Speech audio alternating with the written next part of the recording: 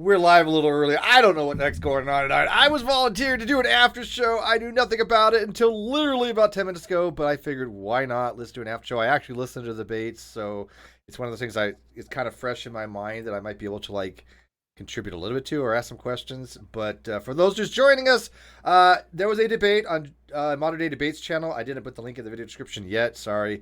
But if you go check it out, it's on Modern Day Debates channel. Jim Majors versus Converse Contender. Does the Trinity make sense? This is the after show. Here's the whole debate in a nutshell. Then I'll get to Jim here. Does the Trinity make sense? Answer: no. Okay, debate over. There's really, in my opinion, nothing to be said on it because unless you can describe the Trinity as a plausible, coherent model, it to me doesn't make any sense. So the question, as worded, does the Trinity make sense? No, it simply does not. And every single analogy that I've heard, whether it be partialism or modalism, every one of them is a heretical concept. Even Mysterianism is to some degree, although if I had to pick one where at least would somebody would say, hey, I subscribe to Mysterianism, I would say, well, at least with Mysterianism, you're saying you do not understand it, but I still believe it. Okay, whatever. But anyways, anybody's welcome to join us. I got the link to give out. Brandon's with us. I don't know why it's fixed on Brandon though. Oh, because your mic is open. Yeah. You might have to mute when you're not talking there, Brandon, again. But anyways, Jim, been a while, my friend. Hey, buddy. Yeah, man. Hey, how's it going? I missed you. I missed that stash. Missed all of you, man. Oh, I know you do. See, this is love. This is bromance right here. I'm telling you, if we could get a guy with his stash and my hair, man, he'd be formidable. Although you got great hair, though. YouTube at least you take over YouTube. We would own everything, man.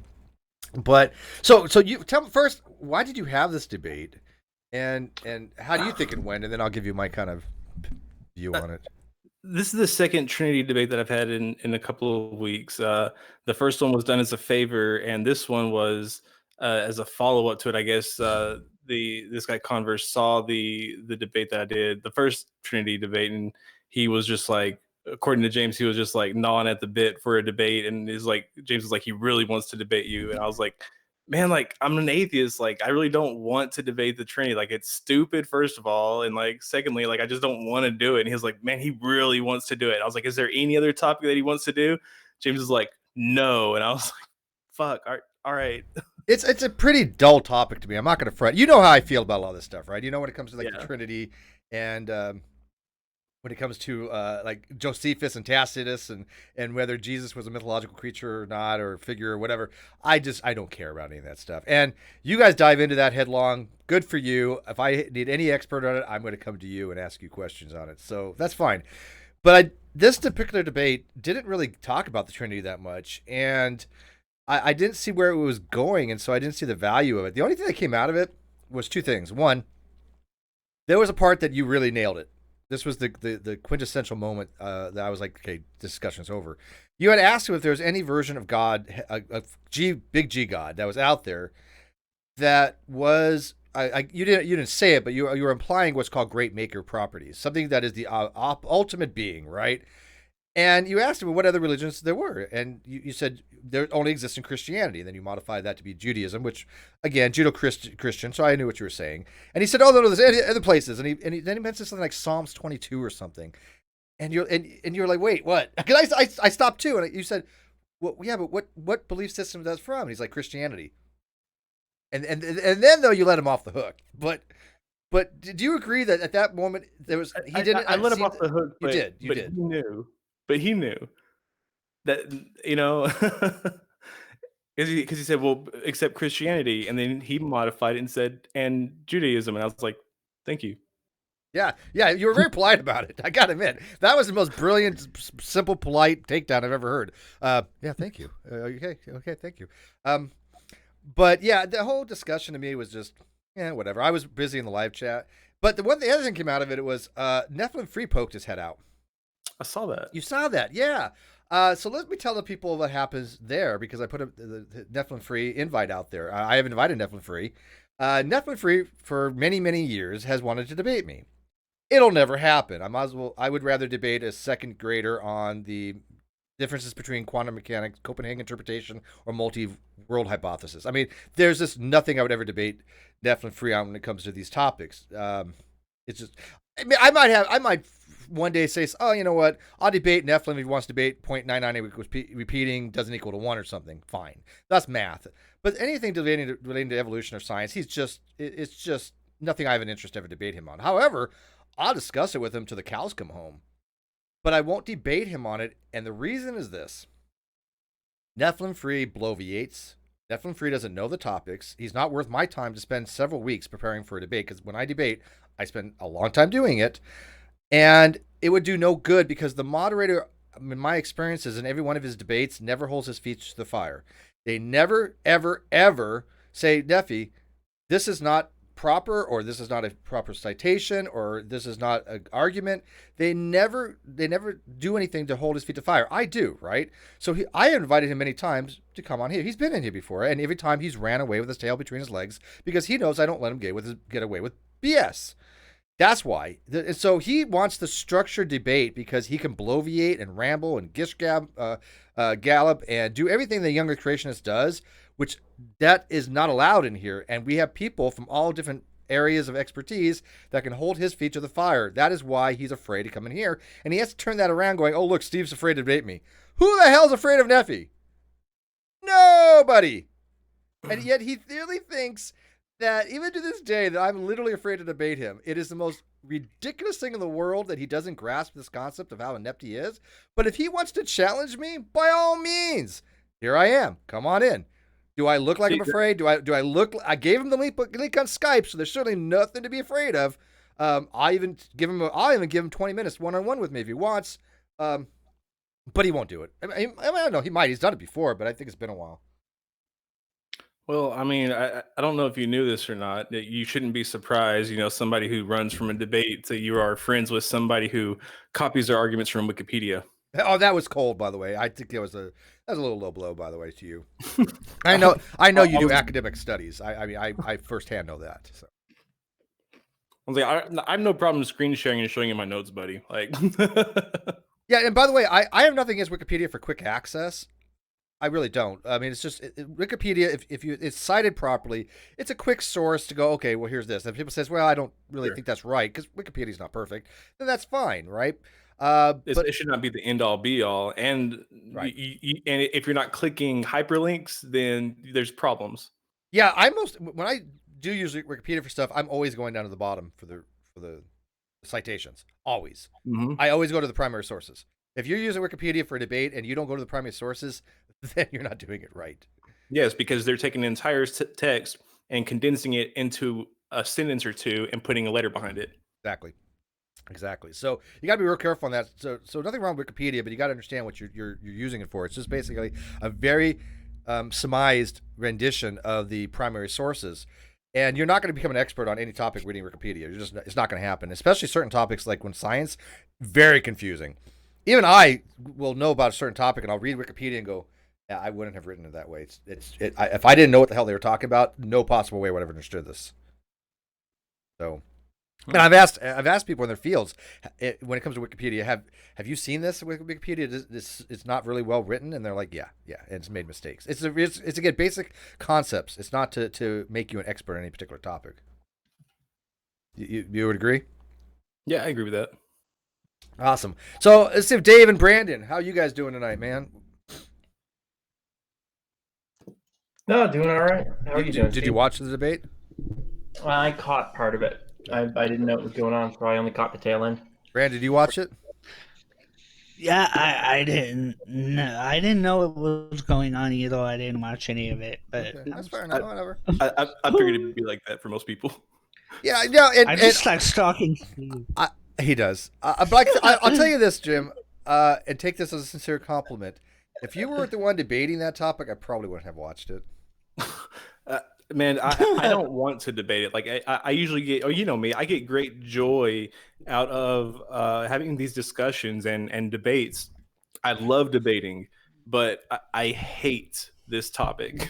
Yeah, it's not one of, I've listened to these debates on the Trinity before. I helped a friend kind of read their notes on the topic, so I did learn about partialism and modalism and the various things, and Civilianism and Aryanism and all that. Sabellitism, and all these different positions, to me, testify to the fact that if you have to spend so much time trying to come up with these weird analogies just to try to explain an incoherent concept, it's rather self-defeating to me that the concept itself is incoherent. It's like saying, I believe square circles exist.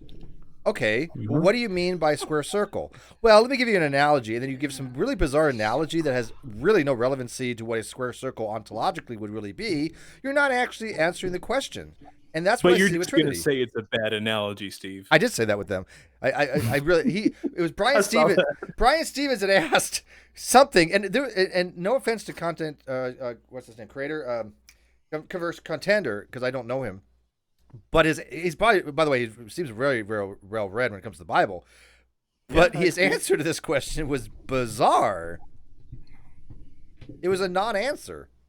And I see when people, because there are no answers. Well, and let me ask you, Dave. I see this often, and let me get your opinion on it.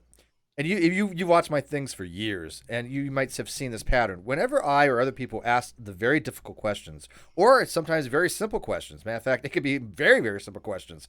But when we ask the questions where really somebody's challenged to give a viable thought process, where they can't just parrot something, they can't just pose rhetoric like they normally do, like Nephilimfree is infamous for. They shut down and either give a completely incoherent question, they dodge the question, they throw rhetoric out there, but you don't get a really straight answer when you're asking them incoherent concepts. As you said, there is no answer for some of these If I say, hey, Dave, can you draw me a square circle? You say, yes. I go, okay, can you please do it for me?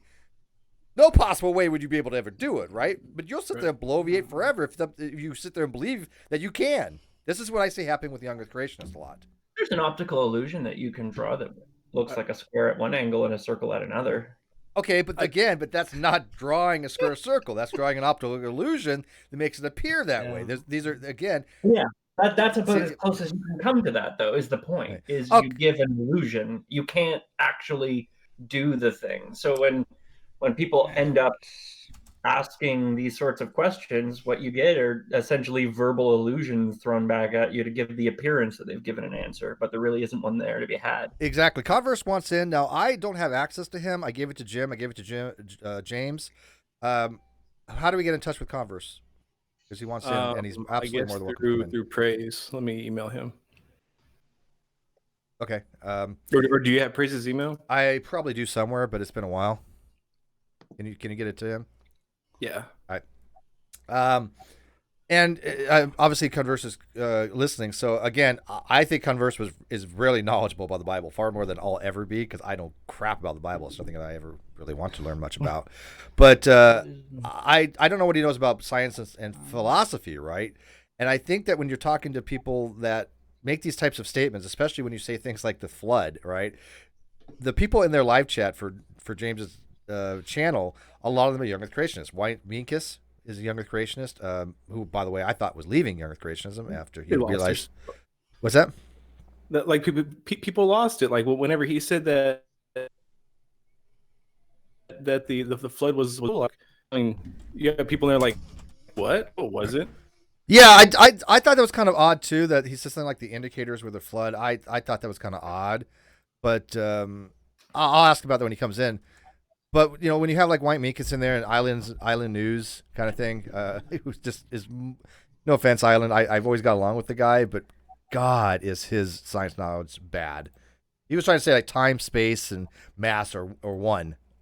No. Oh, jeez. No, they're not. That's just bizarre.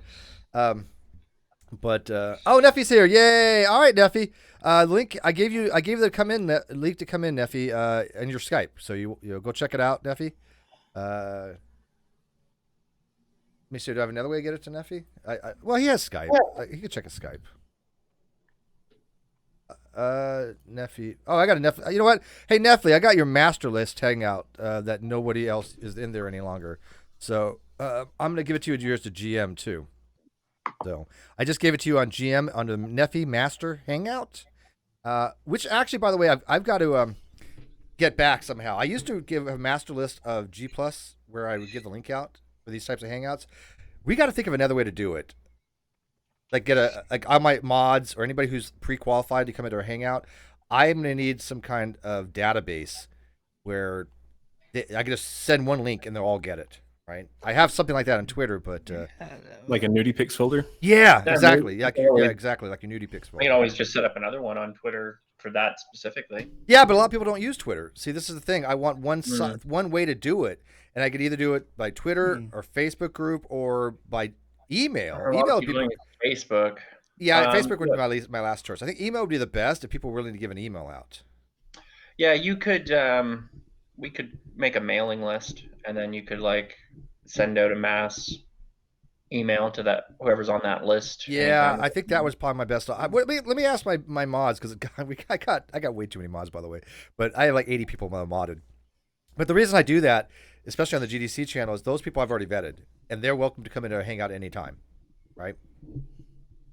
So that's one of the reasons why I have so many mods. If you're a mod, you basically are vetted, and you can join pretty much any hangout unless it's there specific reasons we're doing a close hangout with a guest.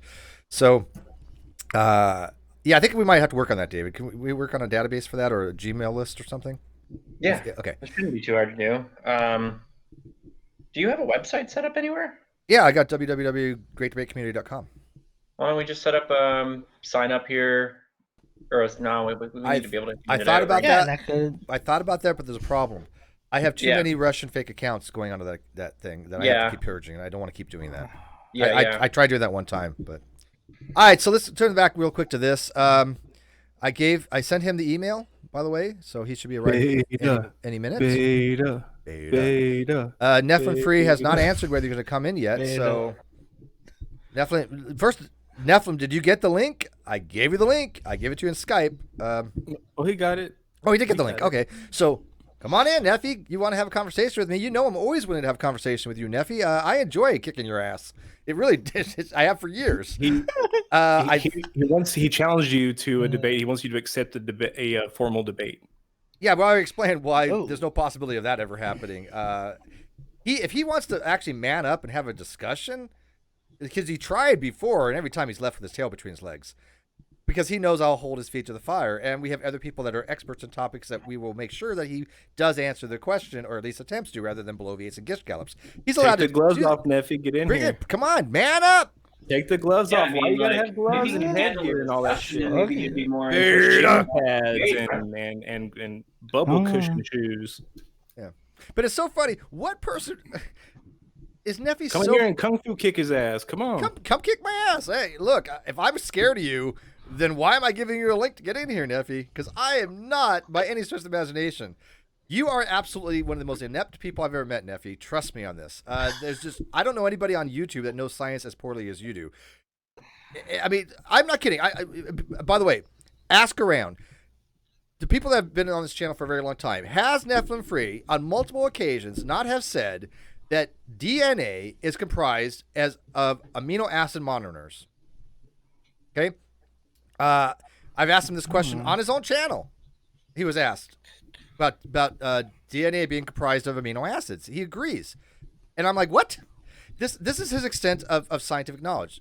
Okay, that he thinks that the amino acids, which are protons, are comprised of amino acids. He thinks that that's what DNA is, and it's like no. There's a huge difference between DNAs and proteins. DNA is what is the blueprint or template that creates proteins in the ribosomes. He doesn't understand these concepts, and so he just throws this stuff out there and hopes that his followers agree with him, because he takes this minutia of understanding that he has or thinks that he has, and then turns it into some kind of weird argument. And I have people that know science that won't allow him to do that. There were a couple other people in the live chat who like to do that. Oh yeah, and that's why I like these open forums, because I'm not an expert in these topics. I don't ever claim to be. I only debate topics that I think I have at least an understanding of. But I realized, like, when I debated macroevolution with Wayne Fillmore, yeah, I did a good job, and he did leave Young Earth creationism, by the way. He recognized that macroevolution did exist, so I think that I succeeded there. But it took me several weeks to prepare. Every time I've done a debate, I did one on the DNA and code. That took several weeks to prepare. I'm not going to give nephews. I'd like to have had several weeks. I had less than a day for my first Trinity debate. Well, I mean, when I debate, I mean, I go all out, right? I mean, you saw how I had a discussion with stated clearly, right? And I great guy, but that took a lot out of me to do that kind of level of presentation, even though it was very superficial to probably most experts. For me, I'm not an expert though. I had to really try to dive into this stuff. I'm not going to waste my time with Nephi on that. What good would it do? He's been shown to be wrong like every single time. Nephi is, in my opinion, has never ever won a debate because he doesn't know how to debate. He doesn't know the topics. Yeah. But that's the thing though, is that he not only does he not know them, but he has distorted them, and well, he's just contorted them into this unidentifiable just absurdity that you can't argue against it. Nope. Yeah, this is why I don't allow that kind of nonsensical rambling to occur. It just, what good does it do? I mean, and I can sit here all day long and say, Jim, 1 + 1 = 3. Trinity type stuff, or 1 + 1 equals, or excuse me, 3 equals 1, kind of thing. It's like, okay, well, how does 3 equal 1? But if you go, but 1 times 1 times 1 equals 1, so therefore God. Yeah. I wouldn't let somebody get away with that, right? So the same thing when it comes to these science things. I'm not going to let Nephi get away with saying stupid shit. He knows that. He definitely knows it. But Cajun, $2. The surprise of nobody, Nephi wusses out. Did Nephi run away? He didn't run away, did he? I think so, yeah. Oh, come on. No way. I thought he at least stay in the live chat. Because you wouldn't agree to a debate. Oh, wow. I'm a little bit hurt. So now it's your fault, Steve. It's your fault now. You know what? I'm just so deathly afraid of Nephi. I'm so glad he didn't come in here because he would have made a total fool of me. Oh, wait, go look at the other 50 videos that I have of him talking to me. He's not scared of you. You're scared of him, right? I am scared of Nephi. Of course he is. Oh, well. I did try, people. 1 + 1 + 1 = 1 is illogical, the messenger reveals. Oh, he's probably still in the chat, but that doesn't mean he's watching. I don't know. I mean, paying attention. What's that? Is my mic coming? Oh, yeah. I was just addressing messenger reveals. And he can't do kindergarten math. Yeah, I don't know, man. So Island News, you can come in too. You want? Island News says structured debates are way better. No, they're not. Let me tell you this. These debates, a lot of them are exhibitionary. Okay, they're just for people to enjoy some entertainment. If you want to say, hey Steve, I want to debate you whether 0.999 repeating equals 1, that is not the debate to be had. That is just not a debatable topic. But we'll do it as an exhibition, right? Because I'll show you how wrong that your assertion would be if you say they're not equal. Same thing with evolution. Evolution is not debatable. It is a fact. It is the most well-established scientific theory on the planet. It has not been falsified. Every evidence that we have scientifically points to the validity of evolutionary theory. There's a consilience between multiple different types of lines of science. That is undeniable. Why debate that any longer? I understand the reason why people debate the younger creationists, because I used to, and I still think that there's a need to every so often to kind of whack-a-mole them. I'm not interested in it longer. Whack-a-mole. It's whack-a-mole. Well, a new creationist comes up and says, "Oh, I found Hovine's argument. Let me run it." Right? Yeah. I like the structured debates where there are more debatable topics, something that actually has a controversy. Whether it is the case or not. I mean, should we get rid of the general? Should we get rid of the electoral college for general elections, or primary elections? It's like, that's a good topic. Let's discuss that. Let's debate whether we should have universal health care, single payer. Let's debate where these are things that are debatable, whether I enjoy them or not. Those have viable positions. If you say evolution, let's debate that versus creationism. That's not a viable debate for me. It's just not. Does it make sense, people? Yeah. To me, it does. Jim, I mean, you like to debate, and I like to debate, and we both like to talk. Yeah. But do you see where I'm coming from? That I've just moved past that. It's not my thing any longer. I'm not faulting other people for it. But not at all. I will listen to it. It just bores the shit out of me to do. They got a super chat. Sorry, from Kuyasa. It says, "I hope you're feeling healthier, Jim Majors. The fans were worried a few weeks back." Thank you so much. It's for 5,001. I believe that is. Yeah. I heard your penis fell off or something. Was that right? What? Yeah, kind of, sort of. No, it happens, dude. It happens. Heart attack. I know you did. I wasn't gonna throw that out there, but yeah. Well, it's out there. Well, if my penis fell off, I'd have a heart attack I'm too. feeling much better. I'm back on top, feeling Wow. much better. Did you hear me, Jim? If my penis fell off, I would have a heart attack too. Oh well, I mean, but how long would it take you to notice? Pretty instantaneous. pretty damn quickly, I assure you. I know it sounds weird, but me and my penis. Look out, my toe. I might get in trouble. Last time I supposedly talked about my penis, I got charged with harassment. I lost my penis Oh, and broke my Jesus. ankle at the same time. Whatever, man. Well, okay. Here's the thing. Why is it I mentioned the word penis and Nikki shows up? Well, Coincidence? God. Correlation? Oh man. Just saying. I don't know. Oh boy. By the way, so by the way, your myocardial infarction was pretty minor.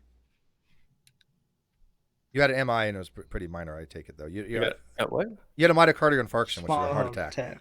So you Yeah, it was a pericarditis induced heart attack. so you had an inflammation of the Pericardium. pericardium. Okay, so Due to a viral infection. Yeah. I watched Chicago Med. Okay, so Well, I'm a doctor now. I do watch a lot of medical shows. I ain't lying. Chicago Med. I watched The Good Doctor. I watch a lot of medical shows. I don't know why, but so you had a little viral infection. So they put you on antivirals. Yeah, they put me on antibiotics. I'm probably going to be on antibiotics for a while. Oh, it's a bacterial infection, not a viral. And I've had a couple of MRIs. I've had several echocardiograms. I've had 2 ultrasounds. Did And they tell you so to quit smoking? What? No. Oh. Okay. You know what's funny? When the last time several years ago when I had to go get a MRI or whatever, but they did an EKG. And the guy, the tech guy, was like, he was reading it, and he looked at me. And he's like, "Do you want to see a textbook EKG?" And I'm like, "Sure." He's like, "Here you go." I was like, "Oh, really?" I was like, "So he's like, yeah, this is like, perfect systolic, whatever. There's different things you could do for the EKG to tell you if you're into AFib or whatever." But he's like, "This is a textbook thing," and I was like, "Awesome." So I got a good kicker, I guess.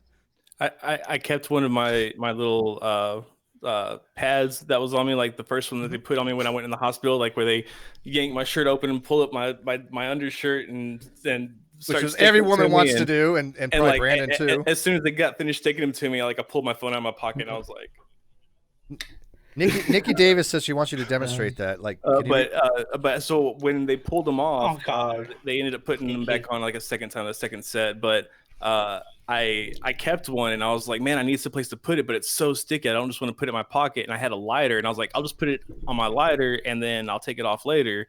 Well, that conducts. It's stuck to a lighter that doesn't work because it's out of gas. But, that doesn't come off very easily. But I was very afraid that this is conductor, it might short it. It'll come off. Oh no! You know what? Not a lighter. I think of a vapor. I think of the battery of a vapor or something for some reason. I was thinking you had a battery in your pocket for a vapor for some strange reason. Not a lighter. Oh man, what if you hook that up to some electricity? Who uses lighters any longer? Everybody just vapes. No, I don't. No, I don't really care for vaping. Nobody smokes any longer. I like to feel it. Oh, if you have the vape turned up enough, you feel it. Nikki's feeling it. Nikki wants a demonstration to make sure that she properly visualizes what actually occurred. Oh God. No, they definitely didn't tell me to quit smoking. Jim.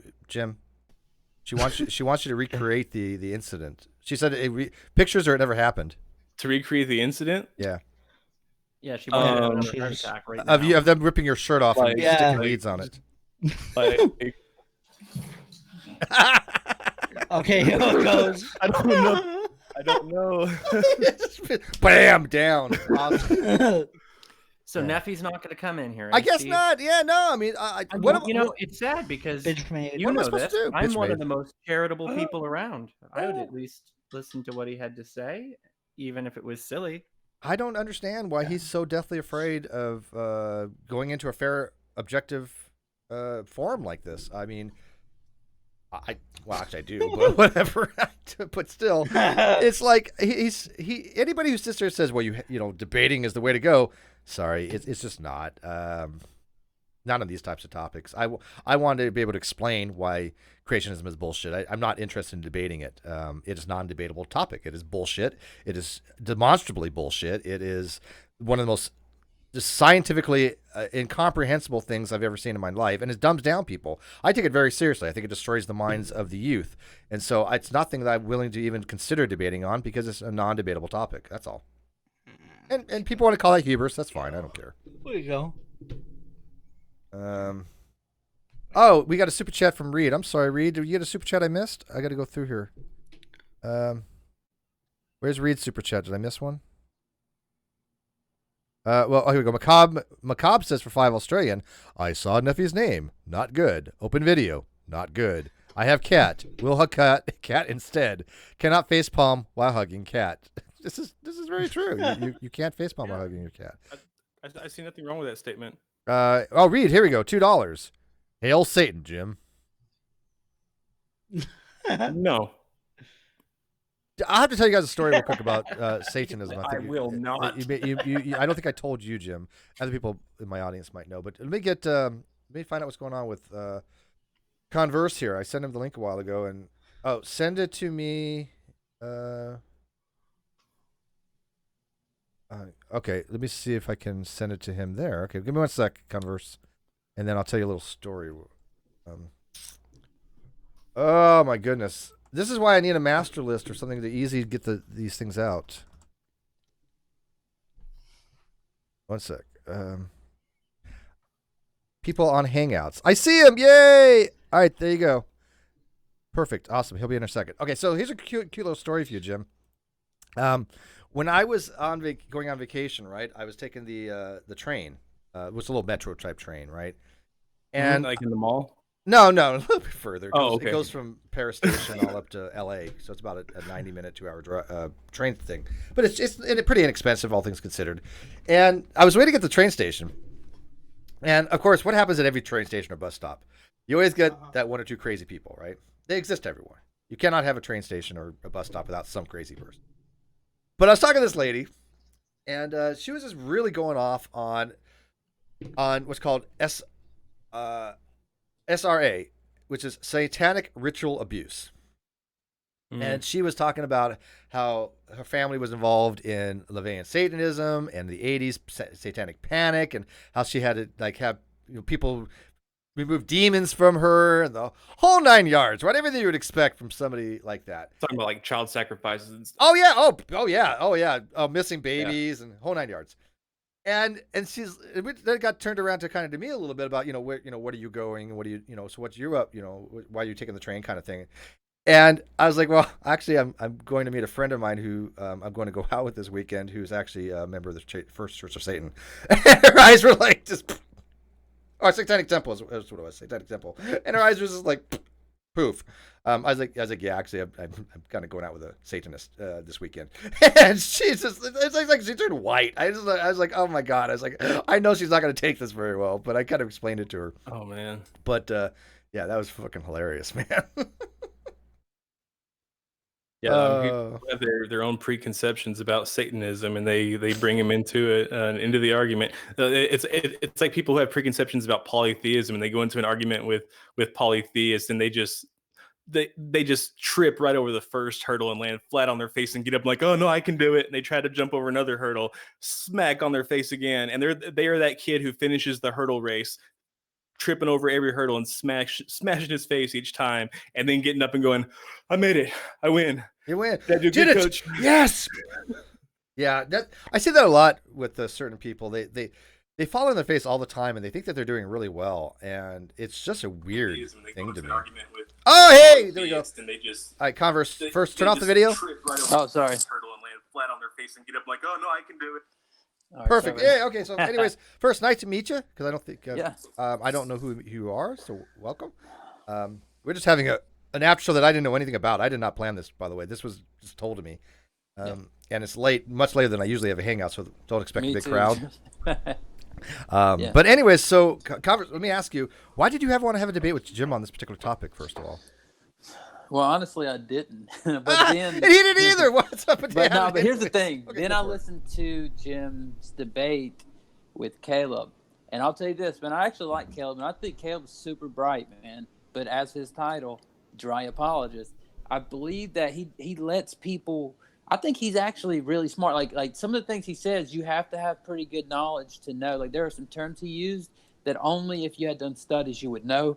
But here's the thing with him is, I believe that he lets people buy and just like, well, that's not true because of this, and then they just totally ignore it because he didn't really state it. He just kind of, like, for example, I kept bringing up the passage Philippians chapter 2 where Christ had the equality with God and that he emptied himself of that because he didn't see it as something he wanted to grasp onto.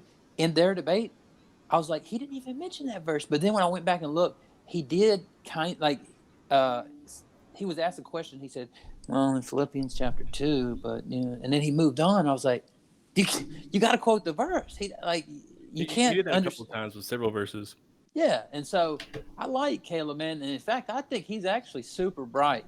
But as far as a debate goes, I like listening to his debates because I learned from him. But I just believe there were so many points that could have been said that I felt like I should bring out. So that's why we got into that.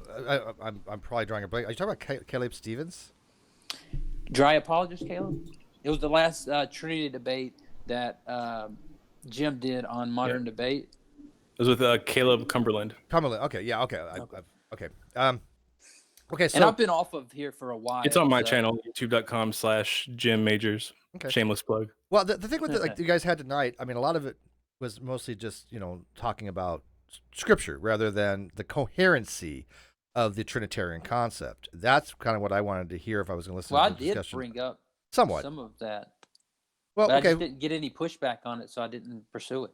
Well, okay, I asked a question that I didn't get asked of you, so let me ask you here. Do you hold that the Trinity is a salvational issue?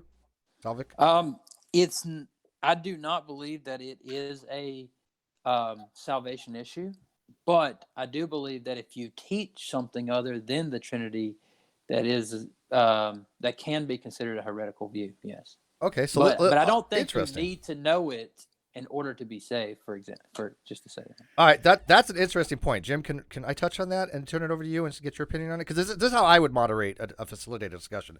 I don't do debating any longer, but I do like being able to converse between different opposing views and get both sides. So let me ask Jim this question as you just posed it, and that's how I like to have a discussion.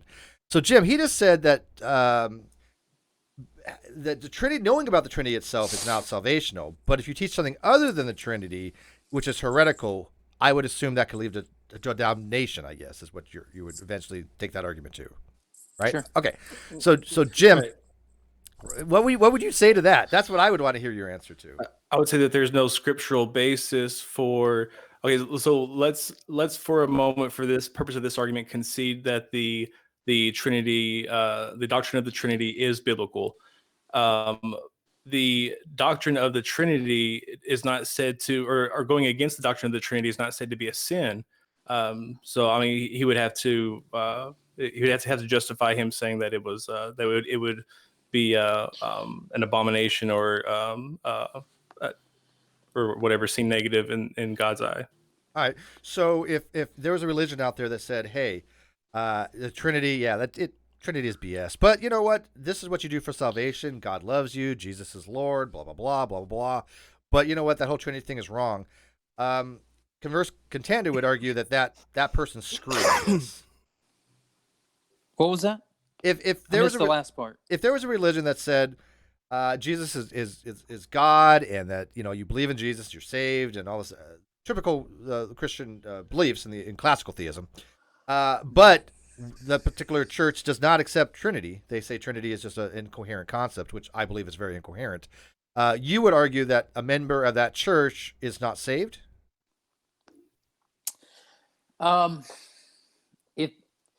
No, because I would say the only requirement really for salvation is to believe in the work of Christ, because let me just say this, okay? Because we're talking about soteriology. Mm-hmm. It's soteriology. So let me just say this, that I don't claim to be like a super smart scholar, that's going to come in and But what I like to do is I like to take typical misconceptions about Christianity, and I like to break those. Okay, so let me give you an example of what I've heard a lot, and then I will kind of deconstruct that, and you'll see where I'm coming from. Okay. So I had someone come up to me and say, "Hey, man, listen, like I was talking to somebody about Christianity or something. We were just having like a little discussion, and this guy was like, I know, because I don't believe in Christ, I'm going to hell." And I was like, "No, that's not true." He's like, "What do you mean? That's it?" And I said, No. It's not because you don't believe in Christ. It's because the concept is there is a moral law to the universe, the same as there are physical laws. And the same as if you break the law of gravity, you will accelerate at 9.8 meters per second squared as a consequence. If you break the moral law, there are consequences as well. And the only way out is through Christ's sacrifice. And in that sense, he's not the one that's sending you there. He's the only way out. And so you're turning him into the reason why you're getting consequences when he's the one that's trying to get you out of consequences. And so in that sense, he had the exact opposite view of Christ. And so I guess what I'm pointing out with that is that if somebody were to say, look, I accept Christ totally, I don't believe the Trinity, I just don't believe it. I mean, I don't, and they were confused about it or something. I wouldn't say they're condemned. Let me see if this analogy makes sense. I try to do a lot of stuff on the fly. I do try to come up with arguments on the fly. But let's run this by the panel here. I have a gun, and I put it to my head, and I pull the trigger. Now, Jim says, hey, you know what? Steve didn't die because he pulled the trigger. Steve didn't die because a bullet went through his brain. Steve died because when he pulled the trigger and the bullet got fired, he didn't move the gun away from his head. That's kind of what the analogy, what I'm hearing when I hear people say, well, it wasn't that they didn't believe, it is because blah, blah, blah. Well, no, there's some kind of reductionism here that because you didn't hold that particular belief, okay, moral code and this, and you're trying to reduce it down to this, but it still boils down to the fact that I had a gun to my head and I pulled the trigger. That's what literally killed me. Okay, right? But in that analogy, let's say that doing sin is putting the gun to your head, okay? Okay, right. And then right. if there's somebody that's coming by and they will unload that gun, or as Christ said, I will take away your yoke. He would take away the gun, for example, in this example. Well, that's. But God gave you the gun. Yeah, I don't buy that because I really? believe that humans. Yeah, I believe that humans. What if they accidentally pull the trigger? What was it? If they accidentally the person who's going to disarm the gun pulls the trigger, and the person who is intending to kill themselves already is actually killed before they can kill assume Jesus is careful when he moves the gun. Yeah, I was about to say that's a big assumption. Yeah, I'm a kind of think that's a little odd, but Jesus, I mean, he gives you the gun and says, hey, this is. I don't think he gives you the gun. Well, I think free will. I feel like not only does Jesus give you the gun, he made the gun and the bullets. He designed in the first it. place. Yeah, that's a good point. I mean, Jesus had free will, yes. I don't like this argument because God made the moral laws to begin with, and God made the universe and all of the things leading up to you putting the gun up to your head, or whatever analogy we're using. Mm-hmm. I mean, it doesn't strike me as it's a pretty loaded game and part of the pun. Yeah. I mean, I have a hard time. For example, has it always been necessary that you believe in God's one and only begotten Son? Well, clearly not before he can, not at a certain point, because that right. That's what I'm saying. Yeah. So, but they would say that is considered that's part of the moral code, that to not hold to that, to not believe in God's Son is immoral. So, my response to the initial claims that before all that was, so you said that God, Christ, I think you said Christ, created that gun and put it in your hand, put it up to your head, and all of that. Well, what I would say is no. I would say that saying that Christ created the gun, I said that sin would be taking the gun and putting it to your head. Now, eventually that gun is going to go off at some point if you don't take it away. And Christ is the one that's able to do that. Guns don't self-discharge unless there's reasons. Negligent discharge. There is, but negligent discharge usually do some kind of force. But go ahead. I'll let you know one. So sin it's a perpetual thing. It's not just something you do once and you put a gun to your head. It's something that you continually do. So if the first step is putting it to your head, then the second step is obviously to use it. So, and we're just going on analogy here. So I'm just going off your analogy. Yeah. That's fine. No, that's great. But what I was going to say is, to say that because Christ made it, he made you do it, is like if I were to leave gas and matches in my home with my 5-year-old. Well, I have an 8-year-old, but so if I leave gas and matches with my 8-year-old in the house and he burns down the house, it's my fault because he's 8 years old. But if he's old enough, to know you don't do that, then, obviously he's held accountable for that. And so my point is that a 5-year-old? Why is that obvious? What do you mean? Why is that obvious? You still don't leave a 5-year-old with gas and matches. That's still your fault. No, I agree. But what I'm saying is that there are different degrees. Okay. But so I'll use another analogy. If I were to, let's say that there was a drug dealer in my neighborhood and my son is in my front yard. Well, you could technically say, well, if you don't call the cops on the drug dealer, your son could go there and it's technically your fault. So you could always make it the end user's fault, the person's fault. I would argue it this way. By the way, Brian Stevens, $2. Babies who die at 1 day old don't deal with this. Thanks for the super chat. Yeah, thanks for the super chat. I would argue it more this way. Look, we're talking about moral code. And again, I'm going to be a little more aggressive than I normally am when it comes to things like this because I have to deal with philosophy quite extensively. But when it deals with the moral code, is it a moral act to give somebody who's a drug addict free access to as much cocaine as they want, and then when they go snorting their brains out, say, "Oh, that was their fault"? No, I have a moral responsibility, ethically to myself, to say, "Hey, I should not be giving this cocaine addict access to this cocaine." If God created mankind to have a propensity to sin, which, by the way, that seems to be the narrative, mankind is prone to sin. I wouldn't say propensity. I would say ability. Man is prone to sin. That's the whole thing behind Christianity. I would say ability. Well, if it's ability, then why the hell are all of us sinners until we accept Jesus? Yeah, it seems to be a propensity. Well, it depends. Not necessarily. I agree with you, but I don't, because it depends if you go back to original sin and Adam. The doctrine of original sin is from the 2nd century. You could argue at the earliest, but I would say 3rd or 4th century. Yeah, and so it depends on what your But let me ask one question here. Yeah. And I'm not, this is fine. I'm willing to go. I've been down this road plenty of times before. I'm sure. I appreciate it. By the way, I love this stuff on my channel. What I was going to ask is that how? I'm just wondering, how is it relevant to the Trinity? Like, we started talking about the Trinity, and then I'm just. Oh, no. Well, you were following because you were talking about sin going into morality and things of that nature. So it's just kind of a natural progression of things. Oh, okay. This channel, by the way, where you're at, this is a science philosophy type channel, although we've been doing many other things. I have three. I have 3 channels. I had 3 channels. I've actually seen some of your work and stuff, so I'm familiar with you a little bit. I actually agree with you on a lot, man. You know what? I actually like you a lot as a moderator too. Like whenever you were moderating some debate with Tom Jump one time, and I was like, hey, because you were kind of pushing back on Tom, and I was like, hey, it's an atheist that doesn't just go, huh? Well, I'm an agnostic. Big point there. Oh, you are? Okay. Yeah. Matter of fact, I'm the person most atheists hate, because I hold their feet to the fire as well when it comes to philosophy. And there's been a huge movement of atheists who have moved away from what they were told by atheists online and come into my camp because they've done the research and go, shit, Steve's right. So. Like Jim was one of them. Matter of fact, Jim is actually, when first met Jim, I was a rock atheist. He was a rock atheist who thought I was one of the dumbest people on the planet until he started looking into philosophy and goes, damn.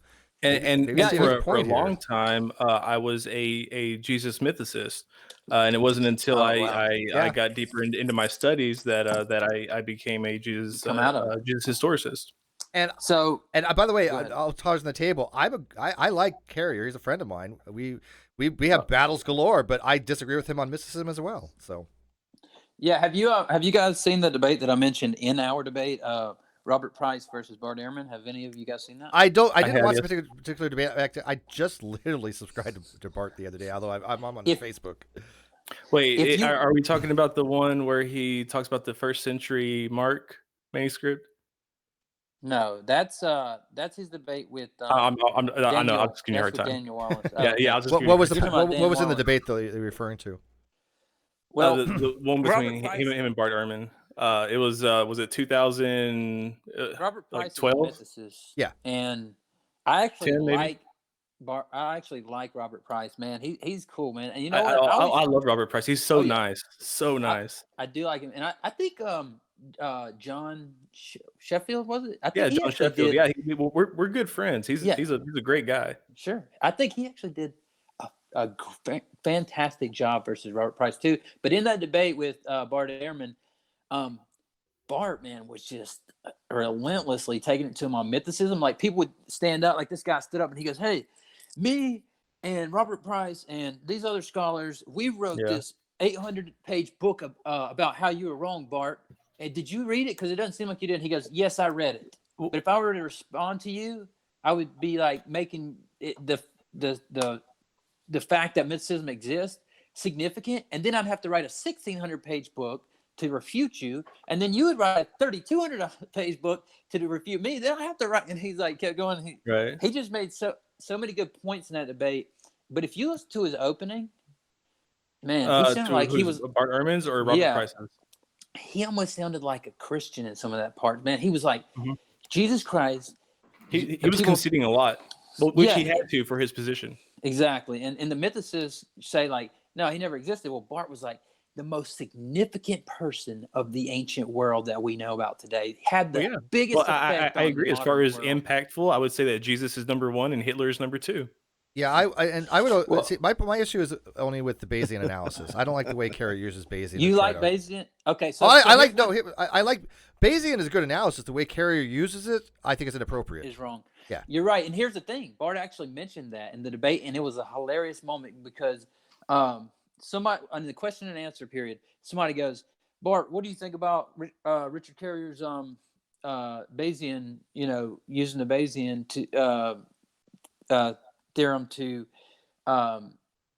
prove that Jesus didn't exist." He goes, "I only know two people that used the Bayesian analysis," and he goes, "One is Richard Carrier, and he proves that Christ never existed. And the second person is Richard Swinburne, and he proves that Christ was raised from the dead." Yeah, well, yes and no.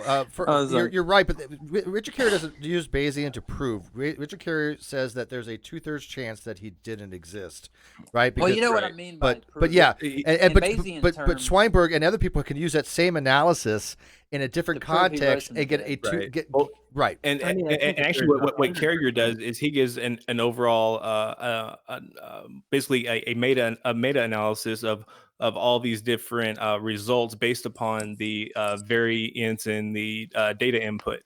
So, for instance, some people would choose what information they hold back or what information they put in extra, and it would affect the outcome. So we would see a wide variant in the range of the conclusions of using Bayesian analysis based upon your priors. Yeah. Well, and by the way, I couldn't think of the guy's name. Thank you, Brian, who knows math. By the way, he says I'm right. He actually reminded me. It was Blaine Kunta. He actually did the same thing. Only he proved. Oh, he didn't prove. Yeah. He showed that Jesus 2/3 it did exist. It all depends on what you said, Jim. Your priors. And so it's not a good argument to me. It's just not. Now, I have a hard time even getting to the point where arguing doctrine seems like there's much of a purpose behind it anyway, or arguing whether or not Jesus was a myth, because I mean, it seems that we can kind of conclude with near 100% certainty that if he was a real flesh and blood person, we still don't have a very accurate account of who he was. That's true. And even if it was confirmed that, parts of what's there are somewhat true. I mean, we have books about Abraham Lincoln Vampire Hunter, right? It doesn't mean that he was out like hunting vampires. So, but I think that we can take that book and discern what is most likely historical. Yeah, well, and the other thing is, I mean, it doesn't go. To me, it doesn't get us any closer to thinking that there's any reason to take the Bible seriously in the first place.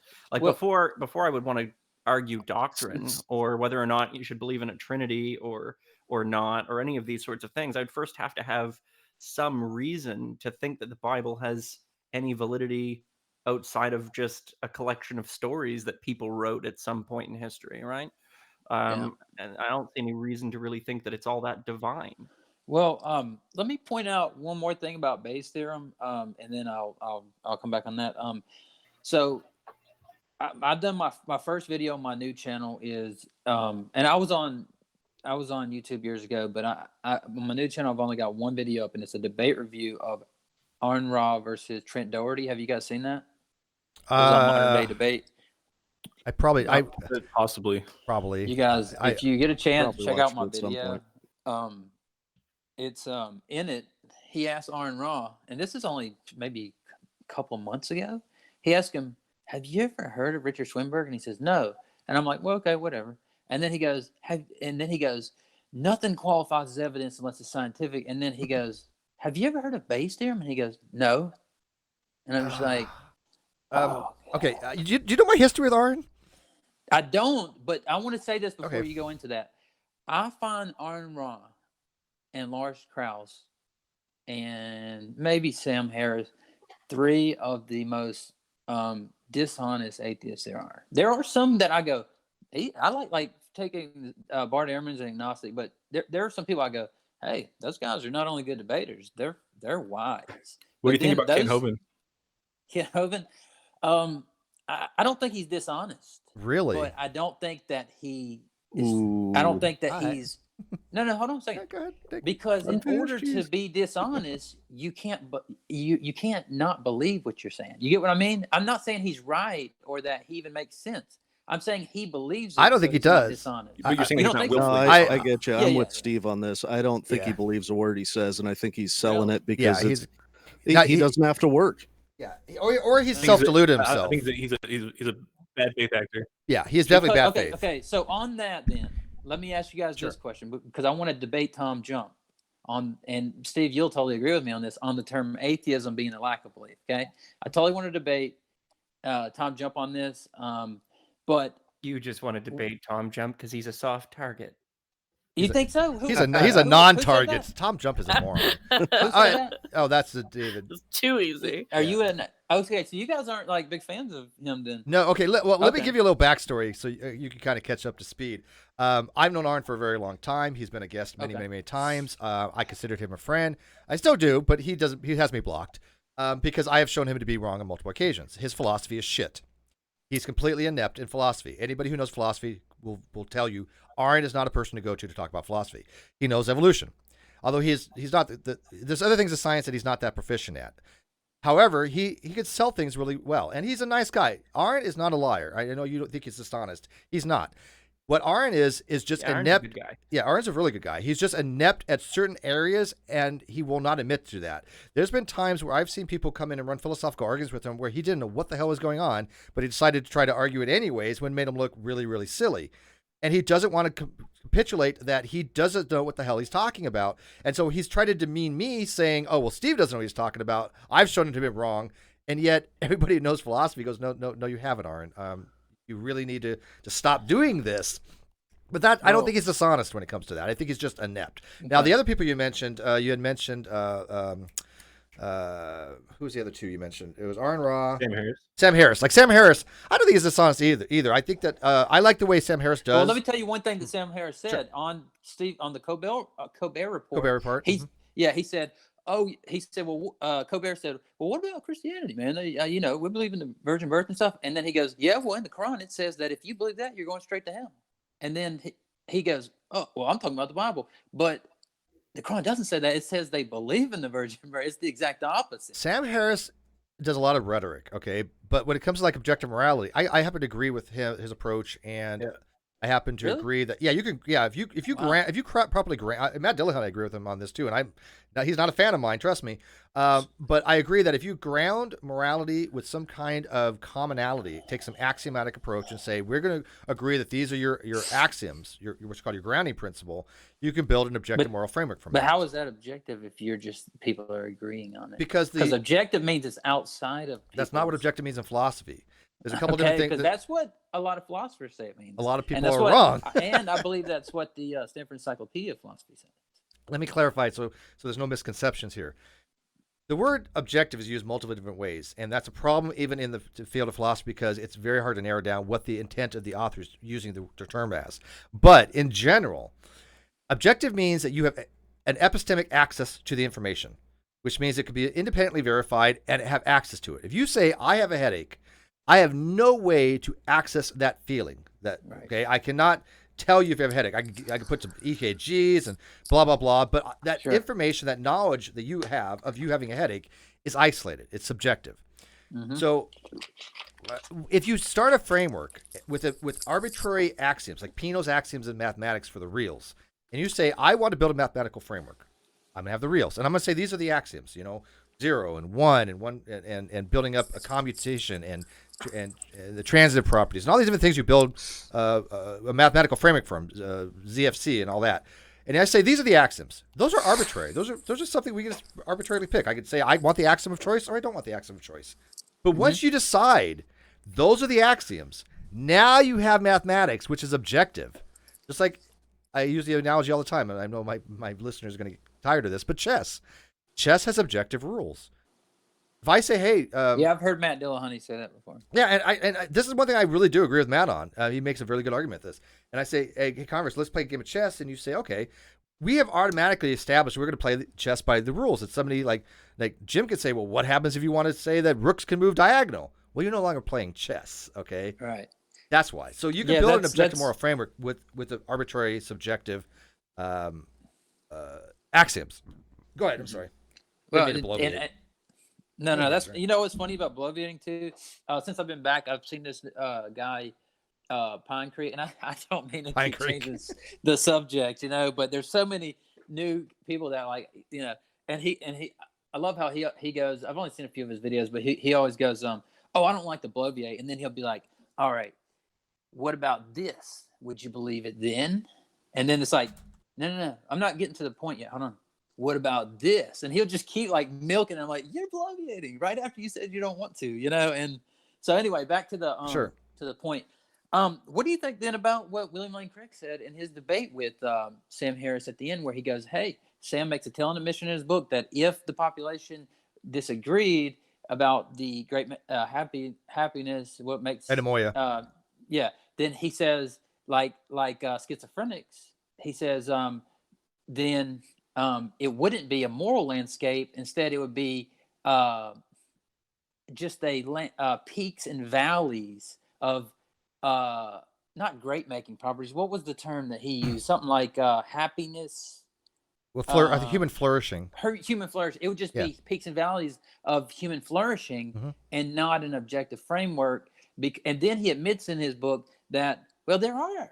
I forget what percentage of the population that does think the opposite. Yeah, I could easily address. That's actually a common question. And by the way, I like Pine Creek. I mean, I think that he's good at what he does. He has a great channel. But we don't see eye to eye on a few things. For example, he believes that doubt is a virtue, which I think is just absolutely insane. It's a virtue? Yeah. If you if you go to deontology, you go to virtue. It's not deontology. You go to virtue epistemology, or you go to virtue ethics, or you go to any of these types of forums to figure out what a moral framework would be. Nowhere is doubt listed as a virtue. No way it possibly could, because you don't strive for doubt, right? But be that as it may, what he's talking about as far as the landscape is called cultural relativism. Specifically, more descriptive cultural relativism, which does exist. But even if we have these different norms for cultures, like one culture may say, hey, you know what, showing ankle is considered to be immoral, right? Even though those do exist, and a descriptive moral relativism say we acknowledge that those do exist between cultures, that is not a meta-ethical theory as far as what it means to be an objective moralist or moral realism. The objective moralist would say this. This is the easiest way I want people to understand this. The objective moralist basically will say a moral proposition expresses a moral fact that can be evaluated in a true or false, truth-apt way. So if I give you a moral proposition that can be true or false, that's what an objective moralist says. Okay? Whether it's absolute or not, that's a different topic altogether, because you have absolutism versus relativism. So even though you have a culture that says, well, we don't agree with that, we think it's false, that doesn't mean... How do you get... Go ahead. I was just going to say, that doesn't mean that the proposition itself is not truth-apt, right? Just because the people have differing views of what morality is doesn't mean that the proposition is or is not expressing a moral fact that is objective. That's what metaethics is, not normative. Yeah, and I think that there's a lot of equivocation on the terms, because then how do you get moral progress? because one guy says showing an ankle is the opposite of moral progress, and one guy says showing it is moral progress. That's a great question. That goes to what's called virtue epistemology. How do we know what is moral or not? Yeah, because but I think we learn. I think we discover moral facts. I think there are discoverable. Yeah, but there has to be a standard which we're going toward in order for that to be the case. Amoia, which I don't know about that. Well, again, society and human flourishing. That's the grounding. So human well-being. Human well-being. That's the goal. Amoia literally means that. Yeah, but it's arbitrary. So I mean, if you're looking at how society changes over time, it would like even in regards to things like technology, right? Mm-hmm. You would think that with large enough changes that change social dynamics, that's going to have an impact on what morality is defined as within that framework, right? So I don't think that there's ever going to be a fixed morality that you're working towards any more than there's a fixed state of being that we could be like, okay, we've reached the pinnacle. And if there was, that strikes me as something that would be incredibly boring. Yeah, but even like but Rousseau, I mean, generally speaking, if you're increasing people's ability to have more choices and enjoyment in life in a way that isn't causing harm, then but that's not you're objective. on, I agree with you, right Dave. track. I agree with you, but we're talking about it. People conflate metaethics. Objective, yeah. Yeah, exactly. People conflate metaethics with normative ethics. Normative ethics is basically what you do, right or wrong. But objective realism, or moral realism versus moral subjectivism, is basically do propositions express moral facts. If I say stealing is wrong, is that something that is able to be true or false, that can be verified independently of any kind of bias? Is it an objective thing that we can have access to determine if that's a true or false statement? Right. It depends a lot of times, again, on the grounding. I'll give you an example of an objective moral fact, okay? This is almost like a hypothetical syllogism, but it's very similar. But if I say something along the lines of, if you want to promote amoia, if you want to have human flourishing, it is immoral to be cruel for the sake of being cruel. Therefore, the proposition that proposition is always true. It is always the case that it is immoral to be cruel for the sake of being cruel with the proper grounding. That is an objective fact that anybody can access. That's objective morality.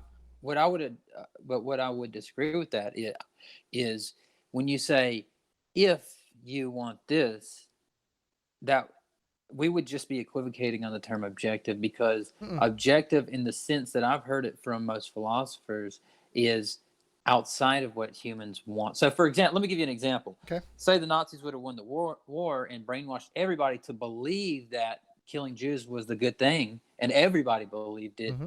It still would have been objectively wrong. But in your worldview, if you want that to be true, then it is objective in that way. No, that's the misconception.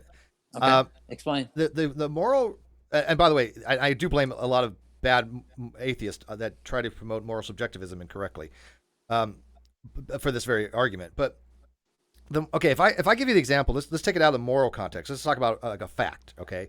And if I say, hey, Converse, if you want to win a race, you ought to run fast. That statement, that if ought, is always going to be the case. There is no way that statement could ever be true.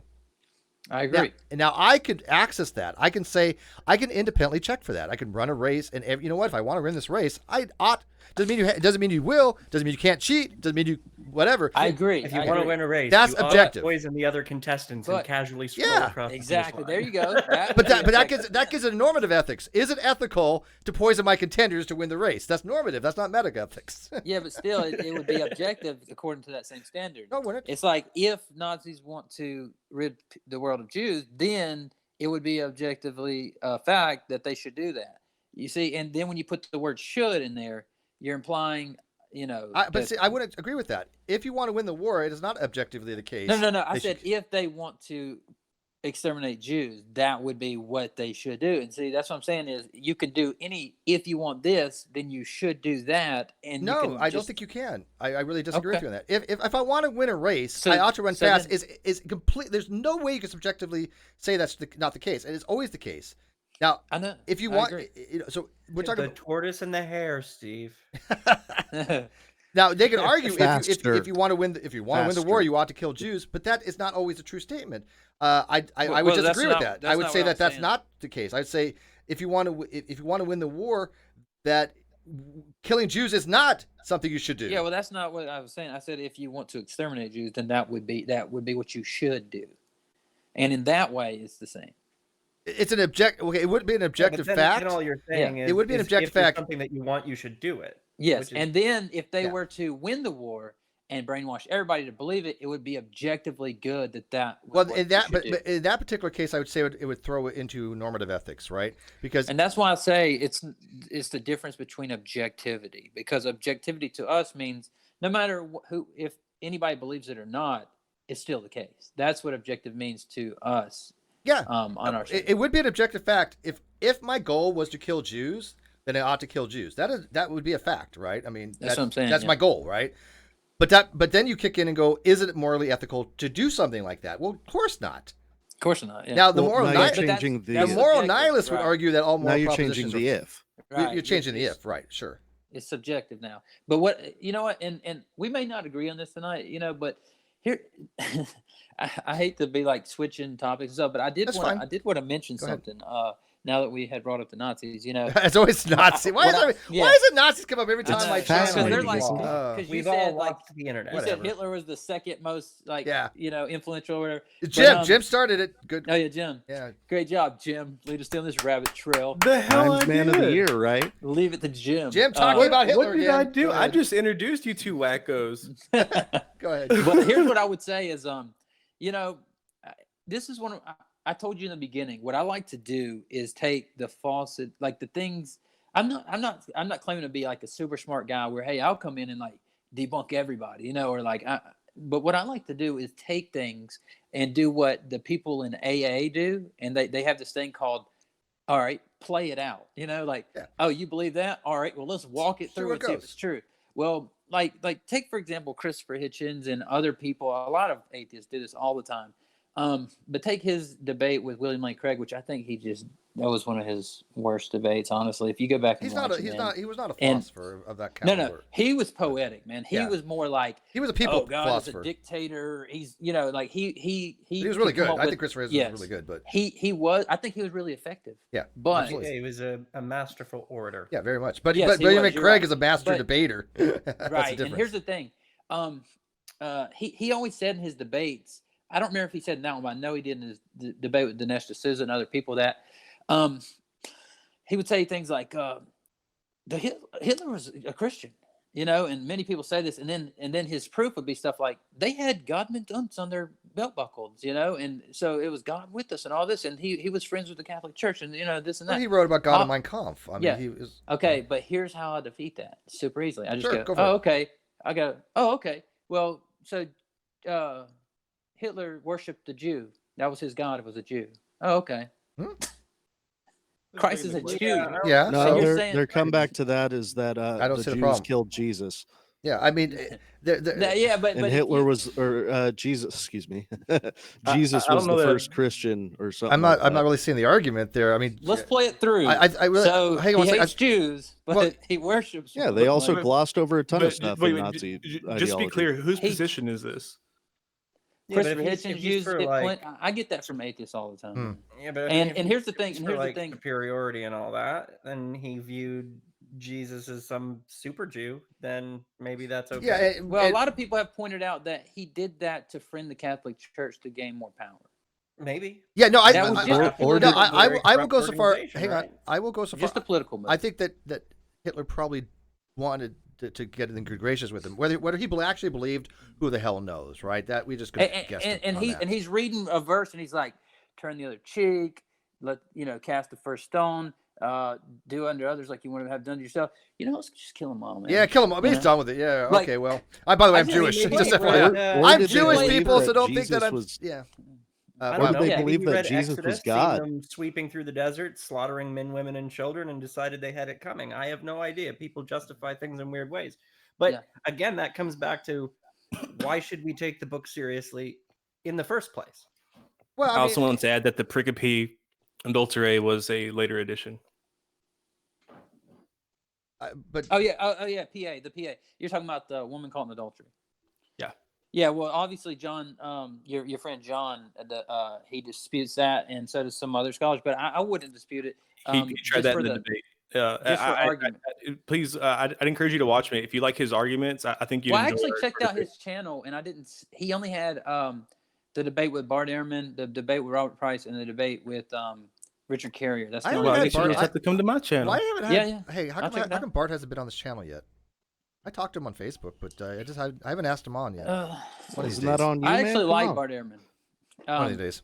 Well, quick, let me get this super chat real quick. Amir, $5. The Christianity of Nazi Germany was a positivist Christianity. The Jesus they had was an Aryan Jesus, not a Jewish Jesus in the Bible. That's a good point. And I think there's something to be said that there's different variations of Jesus, like whether he was a white man, whether he was, whether he was a dark skinned. There's a lot of play there, a lot of liberties taking about everybody's personal Jesus, I guess you can say, right? Right, which is why I said it's almost pointless to say that, like, in some form, the Jesus that exists now is a myth, right? Like, in the sense that Jesus is kind of like whoever people want him to be. There's a lot of conceptual things I think people take independently of their own accord. Throw in their own exegesis there. But the flavor, very good flavor. Real quick, I thought about this, and I want to throw it out there before I get out of the Converse. You had mentioned the third name, and I couldn't think of it. Lawrence Krauss. Lawrence Krauss, yes. Okay, I have talked to Lawrence Krauss on astrophysics before. I talked to him extensively on his book on Universe from Nothing. I like throwing that out there because it's Lawrence Krauss. Yeah, right. Nice guy. Points, yeah. But I don't think any about Lawrence Krauss is dishonest. And again, I think these really heavy atheists that you're talking about, they really do believe they're pushing something that they believe in. I don't think they're trying to be dishonest. And I think I want to try to shy you away from people like. Okay, well, he's a philosophical hack. Would that work?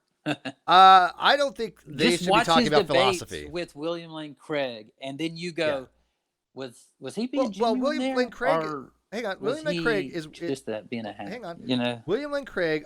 I will give his due that he is a well-educated philosopher.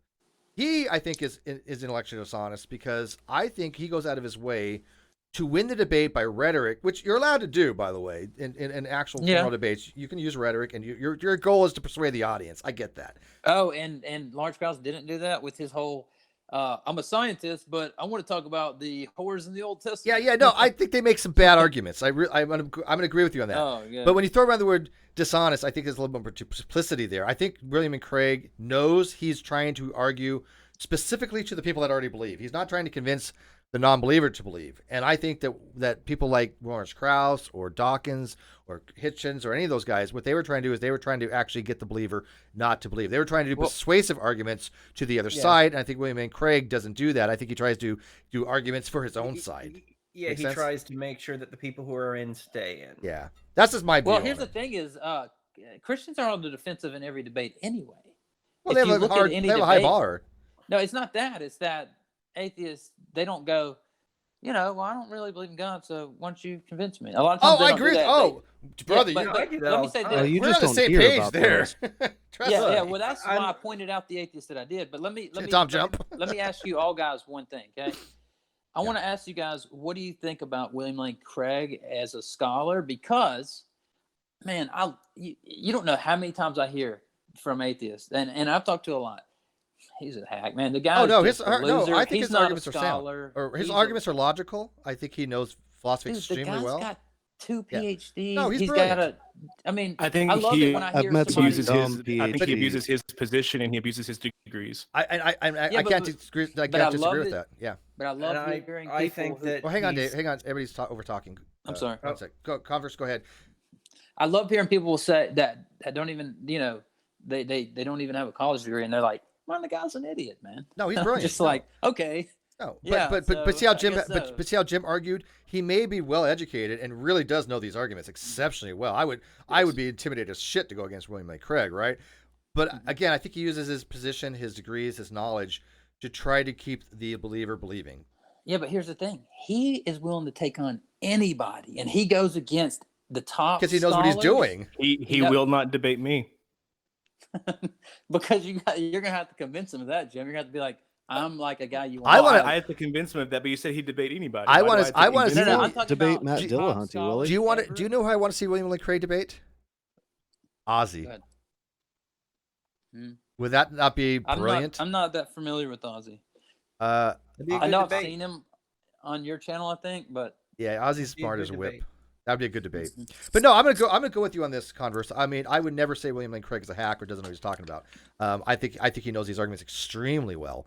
But yeah, he seems to be an intelligent person. It just seems that he's wasted a lot of his time funneling his intelligence into a pointless endeavor. Yeah, I mean, look like the Klom. Look how he spent so much time on the Klom cosmological argument, which to me doesn't get you anywhere. But he doesn't relate the argument wrong. Deism. At most, I mean, you're being generous to get to deism. So Well, I mean, I think that's here's what the go thing: ahead, go ahead. if tomorrow Hey, I'm a William deist. Lane Craig decided to convert to Islam, he would probably be just as effective arguing for that nonsense. Because Probably. You're dealing with a faith-based ideological position where there's no way to actually get to the conclusion. There's a very big, not even the God of the gaps, it's like the gap of the argument in general. People always start at this sort of tangential starting point or something that's really loose and ill-defined, like the Kalam. Yeah, but or, isn't that what I pointed out in the debate? The whole, well, maybe it's a better gamble to assume that it's true than it's not, and all this sort of Pascal's stuff. wager? Yeah. Well, I think the point that Converse is trying to make is that when you have atheists out there going, hey, William Lane Craig doesn't know what he's talking about, and yet I don't know anybody that can go to one of William Lane's arguments and go, oh, this is bullshit, this is illogical. No, you have to sit there and break it down. And then it's a matter of whether you accept or you don't accept the premises as being sound or convincing. But you cannot, there's no way a person is probably going to go to one of William Lane's argument and say, hey, see this thing here? This is wrong. This is absolutely illogical. He made a boo-boo. William Craig's not the kind of guy to make those kind of mistakes. He's very methodical. But other people out there who have run bad arguments, you can go, this doesn't follow here. This is not. There was, for example, people had mentioned Darwin's deity in the live chat. Darwin's deity once argued that affirming the consequence was a logical rule of inference, which we all know is bullshit, right? It's a fallacy. But he was arguing that it was valid. That's something you can just go, hey, this guy's an idiot, right? You would never see William Lane Craig do any of that stuff. I think that William Lane Craig knows how to step through an argument without having to address the actual crux rebuttal directly. Yeah, he but does. I don't know. Practice to me. he's definitely kind of good at the Gish Gallop from time to time. I was He going to say, if dances. you look at his rebuttals, though, he goes point by point. Like, Yeah, he also uses he doesn't dodge. He also uses The ones that are scripted, yes, but whenever somebody stumps him, he steps his way through it and doesn't answer the question. There's two things I noticed with William and Craig that he seems to have done often for the ones that I do watch. One, a person will get he doesn't like to go first, he likes to respond, but what he'll do is he'll set it up where his opponent will say he'll say a bunch of stuff, and then his opponent will say something, and then he'll say, oh, my opponent didn't address what I was talking about when it wasn't the time to do an actual rebuttal. And then when he finishes, right, he'll say, I'll throw this, he'll add all this other stuff to it and say, oh, look, he never addressed this, he never addressed that, and the thing will be over. So I should say he actually goes, he likes to go first, and then when his opponent doesn't address his initial arguments because this is your opener, and then he'll throw it back at him and go, oh, he didn't even address anything I said, which he wasn't supposed to do. And at the very end, he goes, oh, well, I guess it depends on which debate you looked at, because I've looked at multiple debates. He's used one or the other technique, and it just bothers me because when you end the debate, you can't throw out more accusations. If I drop out, you guys, I'll try and my phone's going to die here in a few, but if I drop out, I'll come back in. Okay. But there is something else that I wanted to ask you guys about. It's, sure. Do the super chat real quick first, if you don't mind. Yeah, go ahead. Hold your thought. Kawasa 10,000 won. This stream has now talked about 1, Nazis, 2, killing Jews, 3, Hitler's world's second most important person, 4, Jesus was Aryan. I think I'll avoid Twitter for a while. Yeah, I'm pulling context is everything, people. Yeah, all right. And so we're gonna pull you into a new direction. Go for it. Take your best shot. So it's methodology, because I thought about the methodology of apologetics and the methodology of just the great debate community in general. Like I disagree with a lot of stuff. Like James White, for example, will say we've got to stick to this like text type, we've got to stick to our current manuscripts understanding that we have. He's a KJV only. Agreed. No, he's not. White? No, he wrote a book called The King James Only Controversy. He's not. James White. He yeah.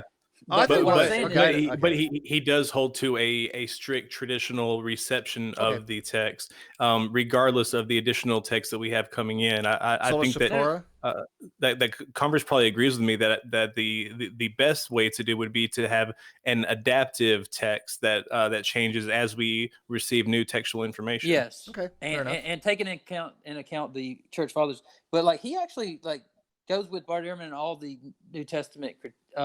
He just says that we have enough. We have like 100, like Dan Wallace's argument. We have 101 pieces because people have added. But if you take it all away, we still got everything that was there. But my concern isn't what he believes; it's his methodology. I've heard him say, "Well, we have to do that. We have to stick with this because we need to be able to debate and like have these conversations with the university and all this." When not necessarily, but what I was getting to, my point with that is, I was going to the atheist methodology. I've seen a few different, but like, for example, I've been listening to a lot of Tom Jump because he brings on a lot of good philosophers. And I know that you guys are kind of beat. Tom Jump. I know. And I'm not I'm not a super fan of him because I'll hear philosophers tell him like, well, that's not true. Like, look at the encyclopedia definition. And he'll go, we'll just assume it for sake of argument. And then they'll argue. But his methodology, what I'm getting to with that is, in his description of his videos, it said something like, "Hey, my name's Tom. I came up with my own model, and I want to publish work on it one day and get enough following so that I can prove it and do all this." And like basically, he's starting with his model that he believes true, his epistemology, and he's saying, "Hey, I want to gain enough followers so I can publish work on this and be known, all of this stuff." And then I'm like, "But what if along the way you get proved wrong?" But then I'm like, "Well, hang on a second, because then his whole reason for doing this channel is gone." Oh no, you get what I mean? I've known Tom for a while, and here's the thing: Tom straight up says that the only reason he does debates, he doesn't give a shit about any of these topics. He's trying to test out his epistemological model to sell his book. That's it. But what I'm saying is, he's already written a book on it, so he can't be proven wrong. He's invested. He's heavily invested in a very bad epistemological approach. How many books has William Lane Craig written?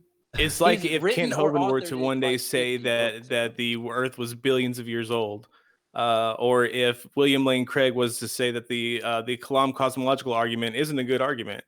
Well, it would totally take away a huge chunk of their following. And but hey, same token, do you know how cringy it is when I hear an atheist says, "Oh, the Kalam isn't logically valid"? I just want to cry. Jesus isn't historical. But what I'm getting at is, when I come on here, I just enjoy discussions, man. Yeah, and that's what we do. I like when somebody goes, when I say something and they maybe never heard that, or it contradicts what they believe, and they go, kind of like that, or I haven't heard that one. Well, yeah, that's what we like to do on the Great Debate community. The Great Debate community is not a gotcha thing. We're not trying to let's play a game of gotcha like Nephilimfree.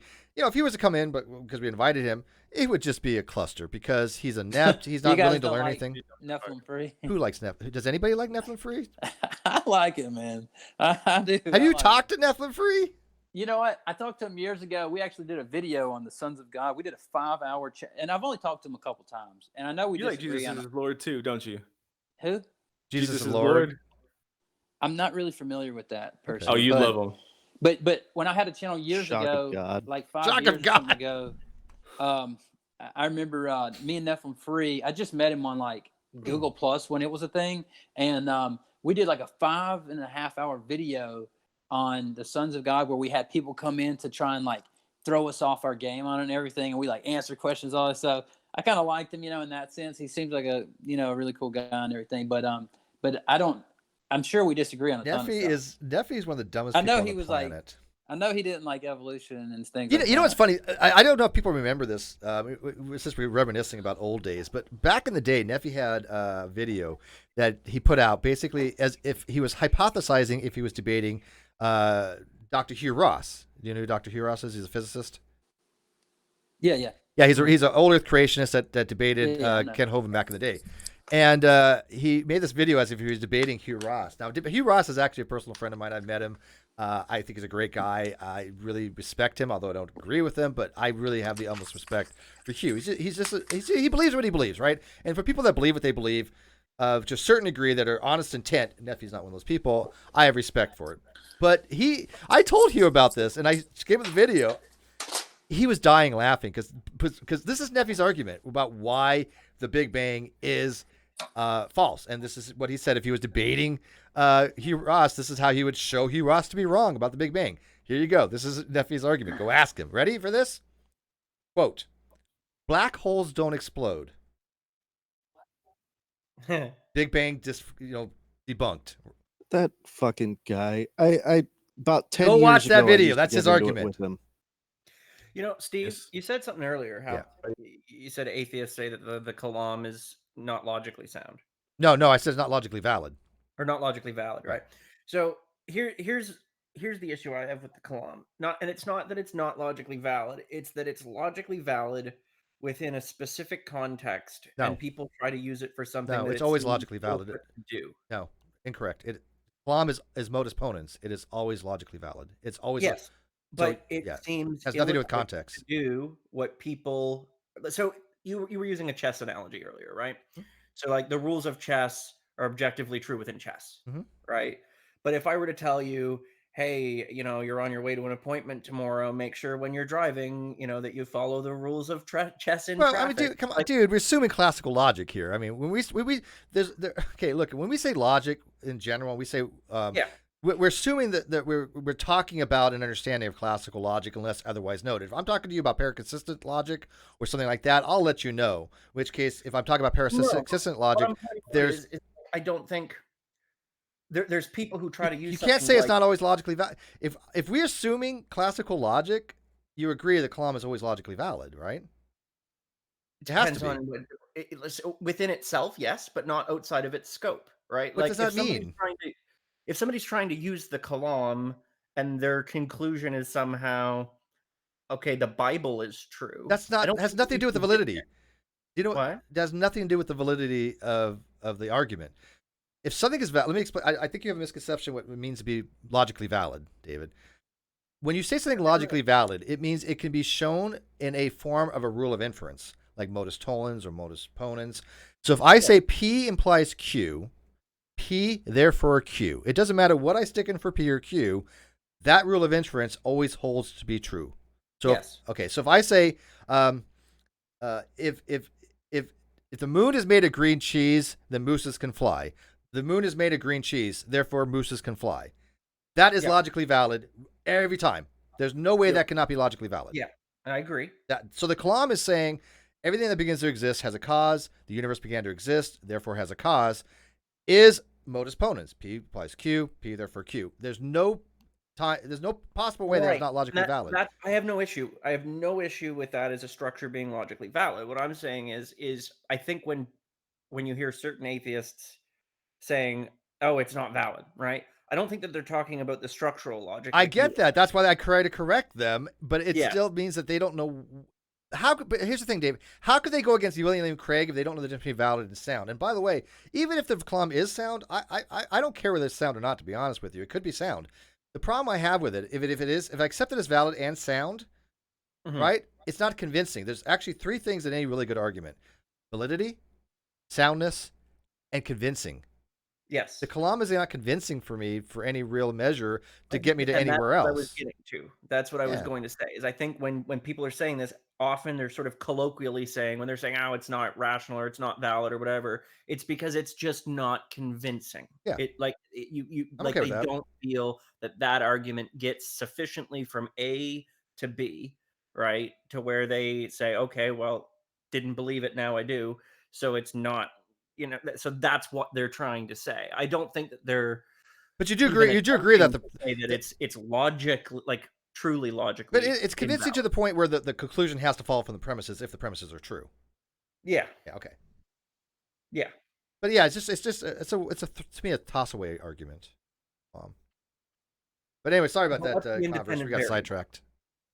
But hey, we're kind of with you on a lot of things, man. Like I said, I think atheists make a lot of bad arguments, and I'm trying to help them not do that any longer because I hear them make some really stupid comments, and it's like more annoying to me than a bad argument. No, and I totally agree with you guys. Good luck with Tom Junk, though, dude. Oh fuck. Especially if you talk about atheism, because God, that's the point of contention I have with Arn, because Arn doesn't understand the difference between atheism and agnosticism. Well, I've actually got a really good argument. I don't want to show my hand.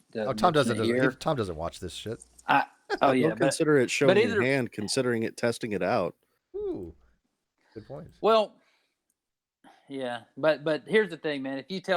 If I were to tell you, okay, I'm going to tell you guys, but just part of it. But like, if I tell you part of my argument, then Tom's going to go find some other argument in his spare time and go, well, it can't be true because of this. I heard, man. Here's my thing: is I actually sometimes when I'm listening to Tom with some philosophers, and he knows they're super like they've got a status, he will go, okay, yeah, I see what you're saying, and I go, I like Tom, But then the next minute he'll go.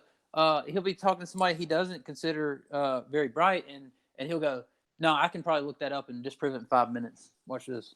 And then he'll find something, and I'm like, that's confirmation bias. Yeah, but if you have an argument you're going in with, and it turns out that the case is that there's some piece of information out there that'll make it look like nonsense in 5 minutes, then maybe it's better to begin with. Well, yeah, this is peer review, man. There's going to be 12 articles on everything, both sides, and here's the other thing is, if you go, I bet I can prove it wrong in 5 minutes, you're not even considering it.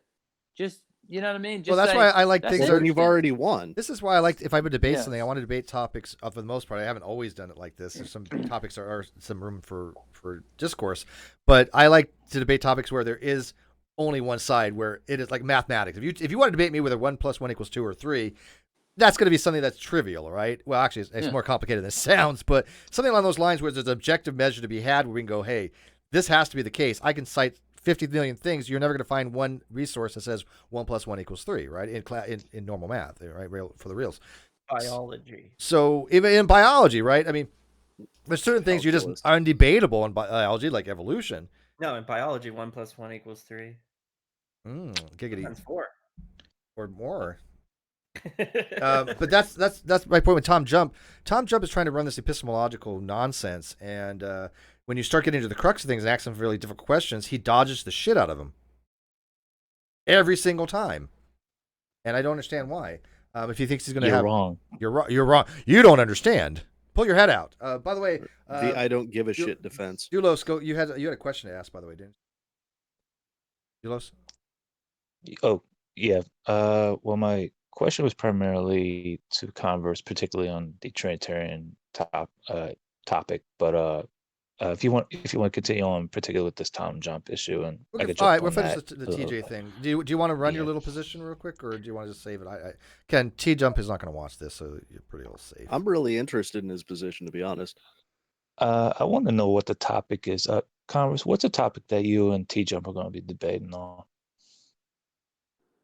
Hey, you guys, listen for a second. I got my headphone out because my phone's about to die, so I got to put the charger in. So I have to put it on mute before you guys speak, or it's going to echo.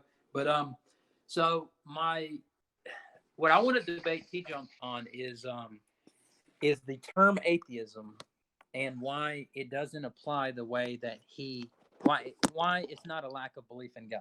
And that's basically. And if you want me to lay it out, I'll lay out part of it. Yeah, because I okay. I don't really toot myself too much in my knowledge because I admit that I'm not an expert or anything. I have no real formal training in philosophy. But when it comes to the atheism, agnosticism thing, I probably have done more, at least I think, a lot more reading than the average person. I'll say that. So when people want to talk about that particular topic, I do have a little bit to add to it. So I could probably help you avoid some pitfalls there. I mean, does anybody not agree with that? That's the one subject I probably do know a little bit more about the most. Careful. Pretty soon, Steve can pull out his treatise on agnosticism. Yeah, I've written extensively on my blog. Again, I'm the first person to admit, hey, don't come to me for expert opinion. Come to me for opinion because I read. But if you want expert opinion, I'll hook you up with the right person. But I transcribed your conversation with Carrier on the topic. Oh my God, was that brutal too? I like Carrier, but God damn, did he not though try to take me down 50 million rabbit holes? Yeah, he did. I went back and read that. You read it too? Yeah. Stuff. I liked some of his framing. It was clever. It wasn't necessarily correct, but I thought it was clever. Thank you. I agree with you. Richard Carrier is very, very good at having these types of discussions because he knows how to do these things. I take people. It's rhetoric. Don't get me wrong. Yeah. but he does it. He does it for reasons. I don't like that kind of style, right? But he's not. He's definitely brilliant when it comes to that. I was entertained by it. Yeah. I tried. I held my own, which a lot of people didn't think I was able to. They're like, "You're going against Richard Carrier?" I'm like, "Yeah, on this topic, sure." Okay. Yeah, but Steve, you just don't understand that atheism has been proven and it matches up with the scientific consensus, according to Richard Carrier. Yeah. Well, he has. Okay. Richard's position is this. While he's getting his headphones, Richard's position, he definitely agrees with my argument that atheists have a burden of proof, which a lot of people don't like the fact that he agrees with me on that. But his argument goes one step further. He says that not only do atheists have a burden of proof, but they've met it in the same way that science has met its burden of proof about evolution and scientific theories, right? And that's where the disconnect between me and Richard are. But when I say that he has agreed with me as far as my arguments about burden of proof and justificatory issues, he's on board with that. He agrees wholeheartedly. He just throws it out there that the work's already been done, is his words. And that makes no sense to me, because no matter what, even evolution, in the confines of science, yes, evolution has been confirmed such that it is a justification to say evolution has been confirmed in science, and I believe it, and you can use that as a justificatory condition. But everybody still has their own justificatory reasons to believe something. You can't just say the work's been done on it, therefore I believe it. You still have to give some reasons why you hold a particular belief in order to be justified, for be rational. I find in some senses that I agree with Carrier that sort of the burden, like in my mind anyway, and I'm not saying that I'm 100% correct or whatnot, but that the burden of proof that, that there are at least none of the purported gods are real in the sense of like what you would see in the Bible or the Quran or etc. Now, whether if you're getting into a purely philosophical, like, could there be a maximally powerful being sort of argument, that's a different argument to be had, right? But if you just generally look at how religion develops and the psychology of people and all those sorts of things, and you piece it together, you can create a really clear through line that demonstrates why religion's the way it is, what environmental factors and cultural factors played into its development, and all of which do not require any of the claims to be true. And I think that sufficiently shows that there isn't adequate reason to take seriously those claims. And that would be your argument. But we're again, and I'm not saying right or wrong in your argument. I'm just saying that even still, even if that's the case, even that your argument is the case, you are giving me your justifications why you hold your particular position. You're giving me your reasons why you have it. This is your burden of proof that you're telling me. I mean, why you have your belief. This is what I'm saying. This is what you have a burden of proof. You're giving it to me right now. Right, but like I think it sort of comes into this sort of view for people like Carrier, where it's almost looked at like a climate change denier, right? Like we have sufficient science to show that there's climate change, and it seems that it's man-made. I think you'd probably argue something along those lines. That it's kind of like now, he's almost arguing it's like it's almost self-evident. I think I think he did use the word prima facie one time, if I'm not mistaken. That it's prima facie that gods don't exist almost. Yeah, but I mean the thing is when you hear somebody who comes along who's a climate change denier, these are not usually rigorous scientists, right? Like, you get like sort of almost flat earth level logic on a lot of this stuff, right? Yeah. And they're like, oh, well, the climate change isn't man-made, or sometimes it's as absurd as, well, God just wouldn't let that happen. I mean, I've heard those arguments from climate change deniers, right? And it seems sufficient for me to say, in general context, if I'm not sitting there having like a structured debate with somebody who I would consider to be credible, to just say, hey, you know what? The science is in on this. It's been sufficiently proven, and you not knowing the science and haven't done your research doesn't prove you right. Just because you're saying, hey, I don't know if I trust the science. I don't care if you trust it if you have no comprehension of it, right? So by that same merit, if somebody has spent a lifetime of research and they're an incredibly intelligent person, and they've studied scripture and theology and philosophy, and they've arrived at a conclusion, hey, gods exist, but they haven't studied any of the psychology or the sociology or any of the other factors, and you say, hey, the science sufficiently shows this, and they just dismiss it, right, as, well, I have the Bible and I'm going to listen to that, then it seems equally absurd to me. Okay. You're just wearing a different jersey at that point. Yeah. All right, so Converse, did you fix your thing? Well, what I was saying is I don't actually. I've got one of the iPhone 8s where the plug-in is where you charge it is the same as the headphones. So I can't use the headphones and charge the phone. You have no echo, so you're fine right now. You're good, man. You're good. Oh, really? You You're a little can't hear quieter. yourself? You sound you're great. fine. You sound fine. At least This for is me. no problem. Yeah. I'm talking about you can't hear yourself echoing whenever you speak. No. No, Okay. no echo. Yeah. Okay, perfect. Well, so I did. Okay, so here's the thing. Tom often says, not just Tom, but other people, like they often use the Stanford Encyclopedia of Philosophy, right? Mm-hmm. Which I've read more than Tom has, but yeah. Right. And they'll go to terms like, for example, I was listening to Tom had a debate with I don't remember who it was, but it was on morality, and he was asked like, well, show me moral progress in your system, and he goes, well. He goes, well, that's just how moral progress is defined in the encyclopedia, Stanford Encyclopedia of Philosophy. So that's why I say it is. And he goes, yeah, but what are you progressing toward? And he goes, well, that's just how it's defined.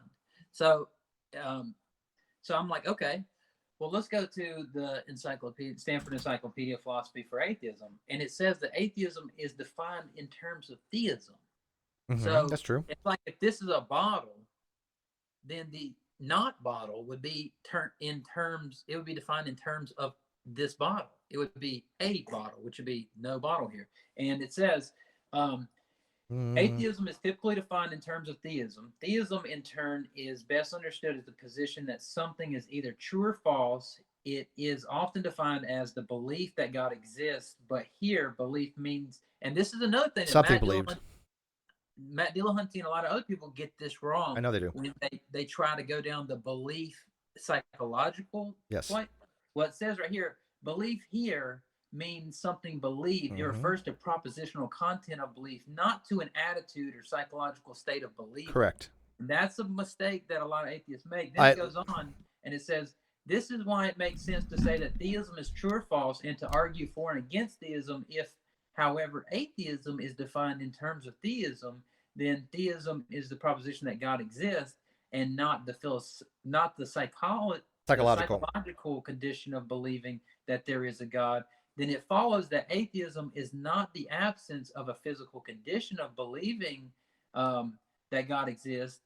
The A in atheism must be understood as the negation of absence, not as not instead of without. Therefore, in philosophy, at least, atheism should be construed as the proposition that God does not exist, or more broadly, the proposition that there are no gods. All right, so let's address this. This is Paul Draper that wrote this for SCP, which I have read numerous times. And by the way, if you really want a good primer on this, go watch my. I did a presentation on atheism versus agnosticism on this channel, and also have on Atheist Edge that it's mirrored on. To give you a really good understanding of this, because I think you probably do, but for the audience who's probably heard this a million times, everybody's watching, got 100 plus people watching. Everybody go away if you don't are going to be bored with this for the millionth time. But I'm going to try to explain this for him, so when he goes and talks to Tom Jump, he's not going to get blindsided by Tom trying to bullshit him. Okay, so let me make this very clear from the beginning what SEP is trying to say here to people. Okay, and Rational Martian, hopefully you can pay attention in the live chat here too. First of all, we have to understand that this is normative as far as in philosophy, what is the most common understanding or usages of these terminologies. Okay, this is what Dr. Draper's arguing is in philosophy. It is the most the case. Any paper you go read, this is how these terms are going to be used. So if I want to read a paper in context, this is how I'm going to have to understand these words. That's all it's saying. It doesn't mean you must. Okay, so if you want to argue that atheism is lack of belief, you can. Okay, that's an acceptable thing that certain philosophers go by, like Bullivant or Martin. Very rare, but even they recognize that normatively in atheism, in all the literature that I've ever seen, atheism is held to be the belief that God does not exist. And specifically what they're talking about, what Draper's talking about, is propositional. So when he's saying, if given the proposition, God exists, the theist will affirm that. Right? The theist says, yes, that is a true proposition. The atheist will say, no, that proposition is false. This goes into the negation, the not, the A. right? This is where Aaron makes a huge mistake and always has, and been corrected by everybody that knows about this topic multiple times. By the way, this is backed up by not just Stanford, but by Oxford as well. Or Cambridge. As you can say, the A here is the negation of the proposition. So if P is God exists, what's the negation of that? God does not exist. Not the negation of the belief, right? So if I say the dichotomy of I believe or I do not believe, that is true. That's a dichotomy. But it's not the negation of the belief of the proposition, right? It's the negation of the propositional content itself. God does not exist.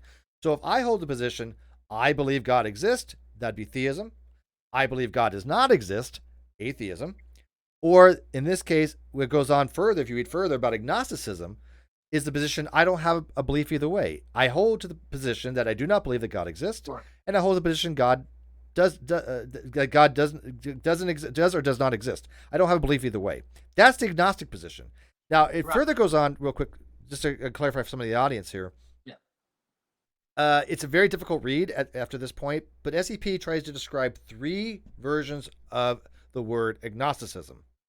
3 different word versions. It first talks about Huxley's, which is a normative epistemic principle, which is basically very, very similar to logical positivism. It is a methodological approach to science, very similar to the scientific method that Huxley was developing. That's archaic. That's not really how that word is typically used by any means. That's probably the least typical usage.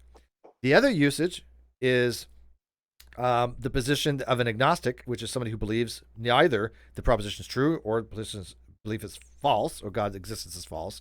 That's the normative, right? And then the third one is basically the psychological state. Yeah. And the psychological state is the physical, actual belief itself in the brain. Now, the problem with having a position of that nature that ACP talks about is that, as it notes, propositions can be tested, psychological states can't.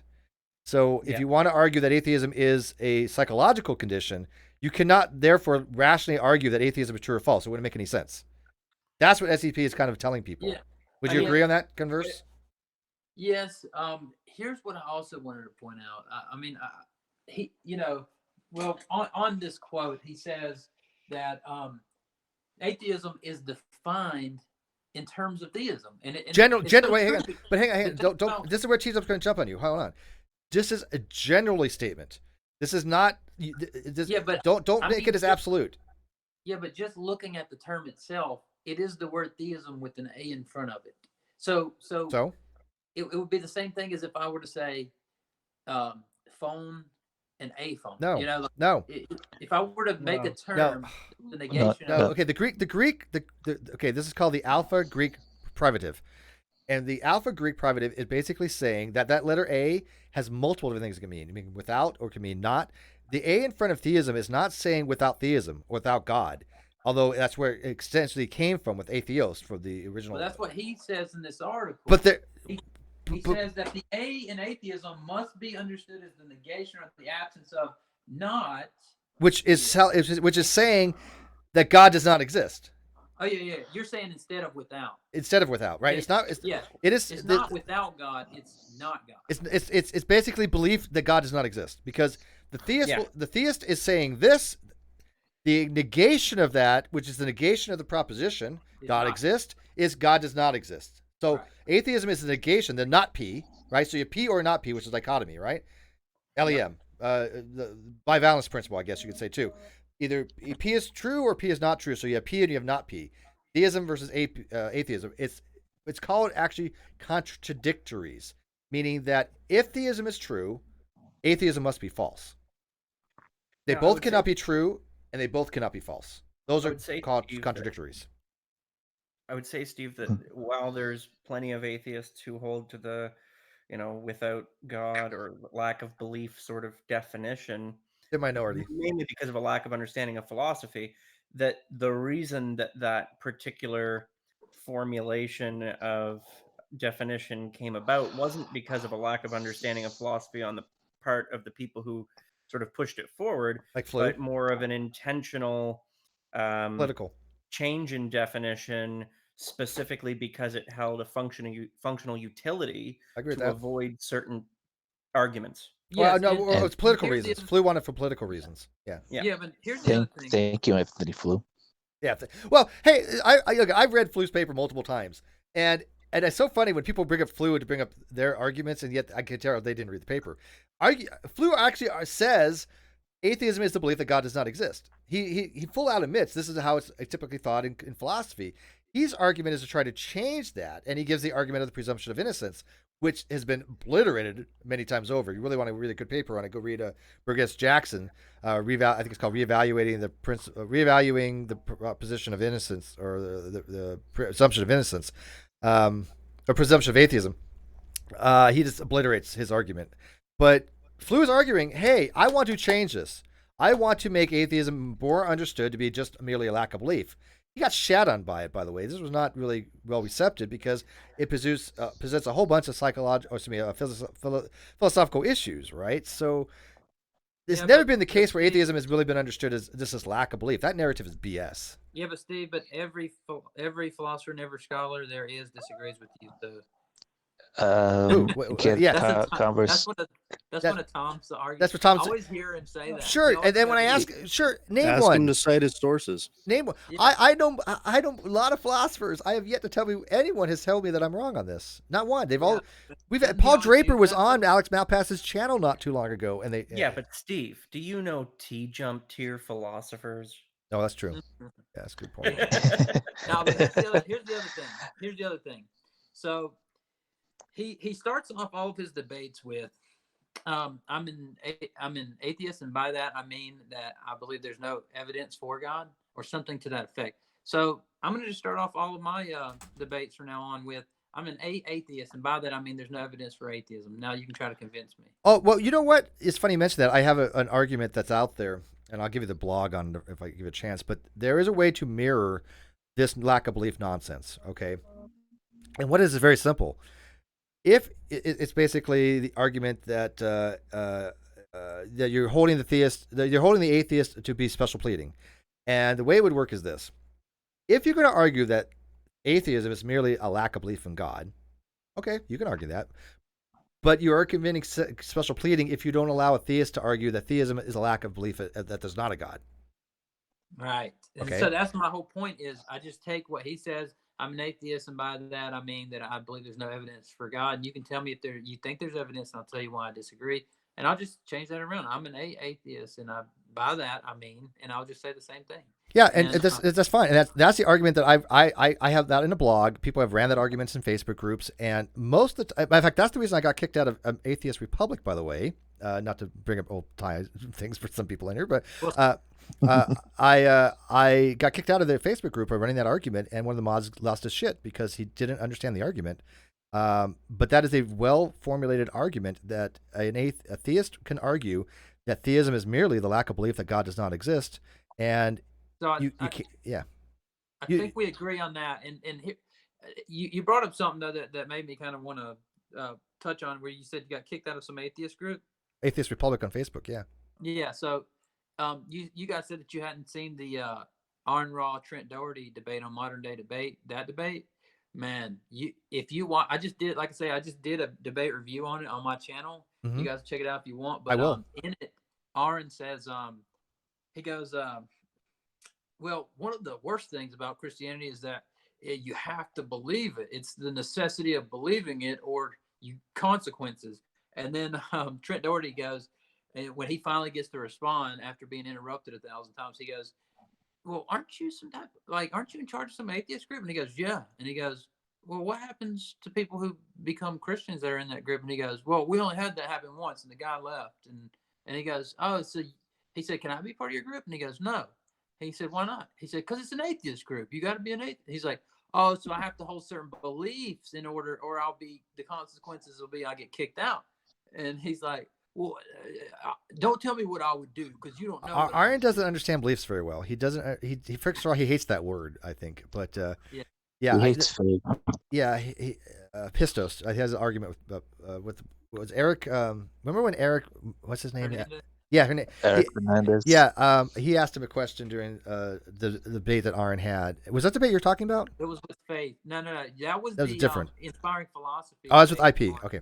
Yeah, and he said, Well, can you name a single scholar that Yeah. defines pistis Mhm. faith as what you say it is? No, but Nope. I've been debating for 20 years. on this. By the way, Well, guess Eric's gonna what? be on this channel very soon. I just reminded him the other day. I told Eric I've been busy, so Eric, I like Eric. I really want to have him on. Arden said the exact same thing in this debate. Yeah, I that's why I pointed it out. That seemed very similar. Aaron's not really good at that kind of stuff. I'm curious, Converse. Yeah. Have you studied at all the creation of any modern religions?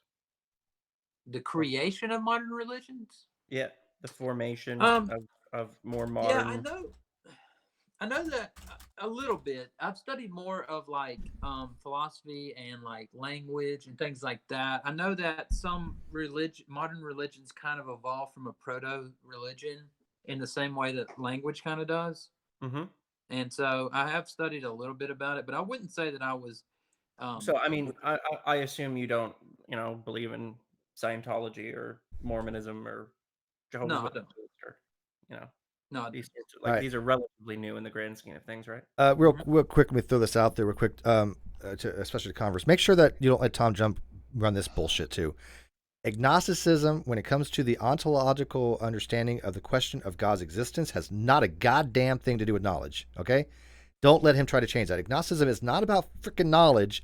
When you're talking about the question of God's existence, don't let him confuse epistemology with ontology. I see this happen all the time. This is the mistake that annoying. Oh my God, does Matt Dillahunty do this to no end?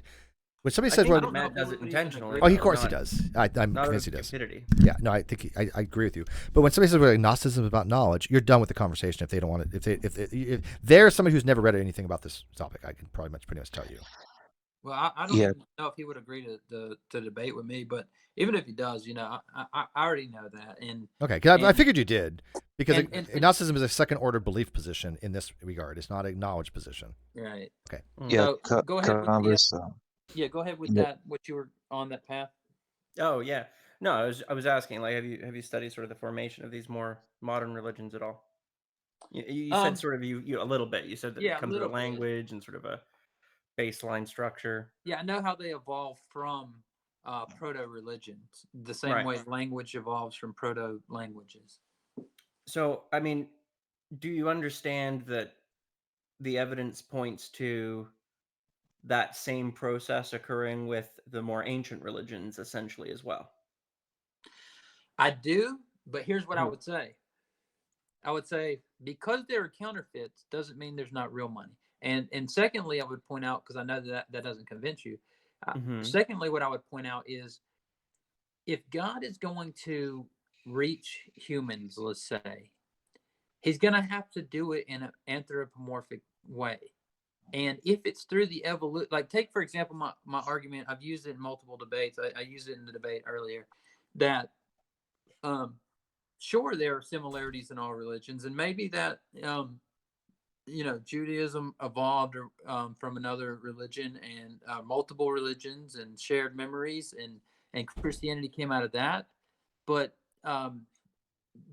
the Christianity is predicted in Judaism, not specifically. I know you wouldn't agree with that. I think specifically. I know you wouldn't agree with that. So I would just say that there are sayings in the Old Testament like, I will give a new law, or I will, there are a lot of sayings like that basically God points to the future. It's pretty easy to have sort of post hoc rationalization of that, right? Well, if he says, "You will no longer be my people, I will have a new people, and I will write my law on their hearts instead of them having to follow my law," that's not really post hoc. That's you would have to look at that. But I mean, we can look at the track of something that survives, right? So the ancient religions that are still around, that people still sort of subscribe to. Yeah, but I wasn't quite finished. Obviously followed a particular path that was sufficiently convincing for them to make it till now. Whereas other less convincing religions usually die out more to one degree or another, right? Most people, unless you're Ocean, aren't following, Thor or yeah, but right? I wasn't quite finished with what I was getting at. Okay. what I was going to say, as well as all of that, my third point that I was going to make was that if I were God and I was going to try and communicate with humans, I would have to kind of get them ready. So take, for example, when Muhammad first took over, I had a friend that his name was Alias, and back before I was a Christian, when I was kind of looking, and I was like, I had this guy named Alias. He used to stand at this red light in the hood and kind of hand out these flyers, and I'd go and talk to him, and we would talk about Islam and stuff like that. And he told me, and I later heard, I think from Louis Farrakhan, I think it was him, that they said when Muhammad first went to when he first took power, he didn't tell them immediately, no drinking alcohol, completely is done away with, because he knew that was such a hard thing that he was going to have to wean them off of it. So what he did was he said that after the first after so often or something, I forget the way he put it, but this guy Alias, he told me, it took him a while to get them off of it, because just like the Bible says, you have to be weaned into things. So you could say, well, what about? Go ahead. I just, if I'm God and I want to communicate with people, I do it with a snap of my Infinity Gauntlet. Yeah. Yeah, but I mean, I guess if you just want to make humans not humans, then that's simple. Well, humans are what I say they are. I'm God. Yeah. Humans are we as people have defined what humans is. If God is this perfect being and he's created this flawed system, and the justification for that is, well, he had to create free will, so he had to introduce, which we don't have. He didn't have to. I disagree with that. Oh, he did. He chose to create a flawed system that would include suffering, right? I mean, and you can create free will, but still set basic parameters. I want to fly, but I don't have that choice. Yeah, well, that's not free will. By free will. That's not free will. A lot of people say that. But by free will, we just mean the freedom to choose. And the thing is, you can't love unless it's free. So I couldn't, love my wife, for example, if I didn't freely choose, because it would be. I don't. Okay, first, could you love her if you only have 30 people to choose from? Hang on. Converse. First of all, sorry, yeah, it's fine. It's fine. Converse, do you accept libertarian free will? I do accept libertarian free will. Yes. Okay. Let me give an example then, and let me see what you think of this then, because I don't accept libertarian free will. Okay. This is how I would describe. What? You determinist? I am a soft determinist. Okay. I would say that even if libertarian free will wasn't the case, that some form of compatibilism. That's compatibilism. But let me why, and by the way, they all flawed. Even compatibilism has issues. So there's this is no perfect solution when it comes to this. Yeah, I agree with that wholeheartedly. But let me tell you why I don't think libertarian free will works. That's an indeterminate position. Okay, that's indeterminacy. This is how I would describe it as an example to people who may not have heard this before. If you describe libertarian free will, this is what it would mean. Now, let's say Converse has a decision to make at time t, given between, we'll say, X and Y, okay? And Converse decides X, okay? Based upon whatever forces are causing him to choose, whether external, internal, whatever. And I think there are external forces. So I don't think you ever literally have the ability to choose without undue influence, which is, again, going to libertarian free will. But let's say that you have all these forces that are in your brain's processing, boom, boom, boom. It makes a decision, because I'm a dosastic involuntarist, which means that I think our brains make our decisions for us, and then we recognize it after the fact. It sounds weird, but the science tends to indicates that. But neither here nor there. So a libertarian free will person would say, Converse made this decision. He made a decision to go X. Okay, go a little while longer, and then we wind the tape. We go backwards in time to T prime. Right? And given the exact same conditions, called cerebus paribus, same exact conditions, the libertarian free will person says now, Converse has the ability to choose Y. You don't know. It's indeterminate. He could choose X or he could choose Y. We don't know. The determinate person would say, no. Given the exact same conditions, going back to time t, he's going to make the exact same choices every single time. I believe that to be the case. Yeah, I would too. Oh, a little subjunctive conditional, huh? I like subjunctive conditionals. By the way, you're probably the only person who knows what a subjunctive conditional is, but thank you. Well, Yeah, I want to ask. I love Okay, I want subjunctive. to ask you this Yeah. real quick. When you say free will, is it free to choose either way, or is it All things to being choose? equal, you're going to make the same decision every single time the same way, all things being equal. This is Well, what I mean by it, just like in general, is the Bible assumes that we have some form of free will, and I'll tell you why.